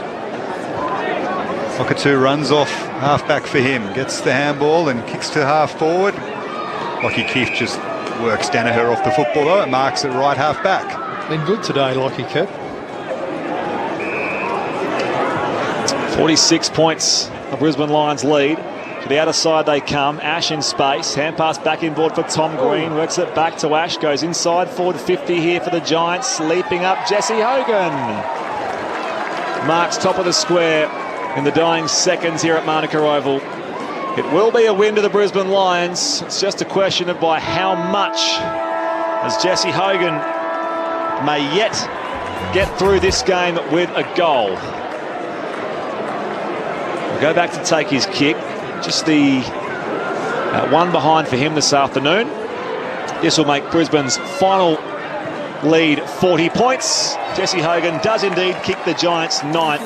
Brisbane winners here by 40 points, 15-9-99, plays 9-5-59. Give you the goal kickers shortly as the players shake hands. The crowd, well, mostly Giants fans, of course, will go home disappointed, but the Brisbane Lions respond after what was a very undignified performance against Essendon last week on their home deck, the Gabba. 15-9-99, plays 9-5-59. Waiting for a Brisbane Lions song and forget it. Okay, well, goal kickers here. McCluggage kicked 4, Rayner kicked 3, so did Charlie Cameron, 2 each from McStay and Hipwood, as well as a single to Coleman and Matheson. Here we go. We are the pride of Brisbane town, we wear maroon, blue and gold. We will always fight for victory, like Fitzroy and Bears of old. All for one and one for all. We will answer to the call. Go Lions, Brisbane Lions, we'll kick the winning score. You'll hear a mighty roar. Let's try again. McCluggage 4, 3 for Rayner and Cameron. McStay with 2, Hipwood with 2, Coleman with 1 as well. We are the pride of Brisbane town, we wear maroon, blue and gold. We will always fight for victory, like Fitzroy and Bears of old. All for one and one for all. We will answer to the call. Go Lions, Brisbane Lions, we'll kick the winning score. You'll hear a mighty roar. You'll hear a mighty roar. Well, they roared today, the nation's capital. Winners by 40 points. They led by 18 at quarter time, by 7 at the half, 36 at the final change, and 40 points the final margin. Thanks to a Jesse Hogan after the siren goal. Their goal kickers for the Giants, Toby Green kicked 4 all in the first half. Singles for Hogan, Himmelberg, Josh Kelly, Tim Taranto and Daniel Lloyd. 15-9-99, plays 9-5-59. The final margin 40 points. Neil Cordy, your thoughts on Grandstand AFL? Well, the scoreline of 40 points in favour of the Lions really flattered the Giants, who, credit to them, they pressured and worked and stayed in touch. Really, it wasn't until about midway through the third quarter when the Lions challenged that they were really got a strong hold on the game. But plenty with so many changes in the last couple of weeks for the Lions, 9 changes last week and then another 7 coming into this game. It's a pretty good result all in all. And a couple of the things outside the form of Hugh McCluggage and Kadeem Coleman and Charlie Cameron is the ones that have come in, like Mitch Robinson, who was really outstanding on the wing. I think it's one of the pluses about having a big turnover is if you can keep the wins ticking over, you give a chance for others like Reece Matheson, who was also very strong around the contest. So you get that extra depth, and they'll be looking now with this sort of a win. I think they'll be looking, obviously at a top 4 finish, but they've got bigger fish to fry. And with a tough run in over, let's just take a look at it. They've got the Suns next week in the Pineapple Crush in Queensland. They've got Richmond, then Carlton, St Kilda and Melbourne, which is a solid run in anybody's language. But if they can get, say, 4 or 5 out of those, they'll be looking at a top 2 finish. So today, McCluggage 29, Neil 26, Coleman 25, Matheson 23. They go from 4th up to 3rd, the Brisbane Lions. Bearing in mind, Fremantle and Carlton still to play today, not against each other, but Fremantle against Sydney and Carlton against Geelong. The 2 night games tonight, so there's still plenty to shift around in that top 4, but that's all the Brisbane Lions can do in responding after that loss last week. As you say, Q Clash next week. at the Gabba Saturday night, and the Giants are away against Carlton at Docklands in the 1 o'clock game on Sunday. So that's what's up next. We'll try and get some quick reaction from the Brisbane rooms. Have a quick think about your 3-2-1 ABC Footballer of the Year votes if you can, Cords. We'll get those as soon as possible. The Lions players are just circled up here in front of their race. Selfies being taken, a few Brisbane fans, and as you say, it's a perfect strike rate for them with their first trip to Canberra and their first win to the tune of 40 points against the GWS Giants today. Meanwhile, at Adelaide Oval, it's 5 points the margin. Seconds ticking down there. Collingwood 14-7-91. Adelaide 13-8-86. So it's 5 points in the driving rain, it looks like, at Adelaide Oval. And the crowd here, by the way, at Manuka Oval, 9,000. Felt like more. It is a boutique ground. It only holds about sort of 13,000, 14,000, but it was a nice crowd on a Saturday Arvo. 9,010, the official figure that's just come through now. So the Lions make their way up the race. A few of their fans have lined the race to say hello and congratulate them. And we've just got the final siren now at Adelaide Oval, where it is the Magpies have held on there to win by 5 points, and they now go up into 5th. Adam Shirley in the Brisbane Lions rooms. Yeah, they're just coming in looking like a pretty tired bunch, but a job well done. Looks like the sense amongst the players. And Harris Andrews leading them in. He was one of those key defenders who came in today's team. No doubt keen to make a statement, as they did on the scoreboard in the end, but I think Neil Cordy mentioned this a few times. There's a real effort for the first half where the Giants' tackling pressure and on-ball pressure was right there. Here they go into the song, guys.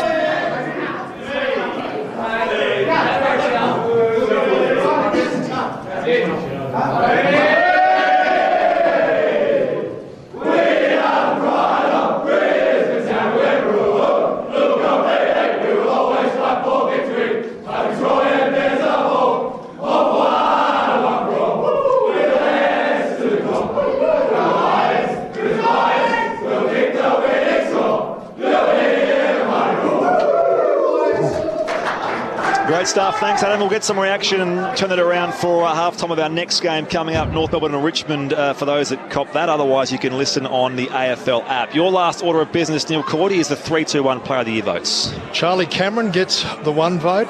Contributed all day, but when the heat was really on in the first half, he was a live wire up forward for them. Kadeem Coleman, what a lovely game that was today. His field kicking is something worth watching, and he topped it off with a lovely goal in the last quarter. And Huey McCluggage, what an outstanding performance, just dominant around the field, the leading possession getter with 29 disposals, and topped that off with 4 very good goals. Thank you, Cords. Nice to have you. Nice to be here. See you next time. Enjoy going back to Queensland tomorrow, but it's been a nice little cameo here in the nation's capital. It's been nice to have you here on Grandstand AFL. The Lions by 40 points here, thanks to Neil Cordy, thanks to Daniel Garb, to Adam Shirley on the boundary, to Mark Baldy Jennings, our tech here at the ground, to Andrew Williamson back in the studio, and to you, most importantly, for your company. If you are listening through local radio ACT, you're off to the rest of the early NRL game and NRL coverage throughout the rest of the day. There's rugby again tonight, the Wallabies against England, but the NRL score is the Roosters 38, the Dragons 20. That game in Gosford with about 20 minutes left there. Otherwise, on news radio through Queensland and New South Wales, you're heading back to regular programs. Here at Manuka, it was the Brisbane Lions by 40 points over GWS. That's all from us.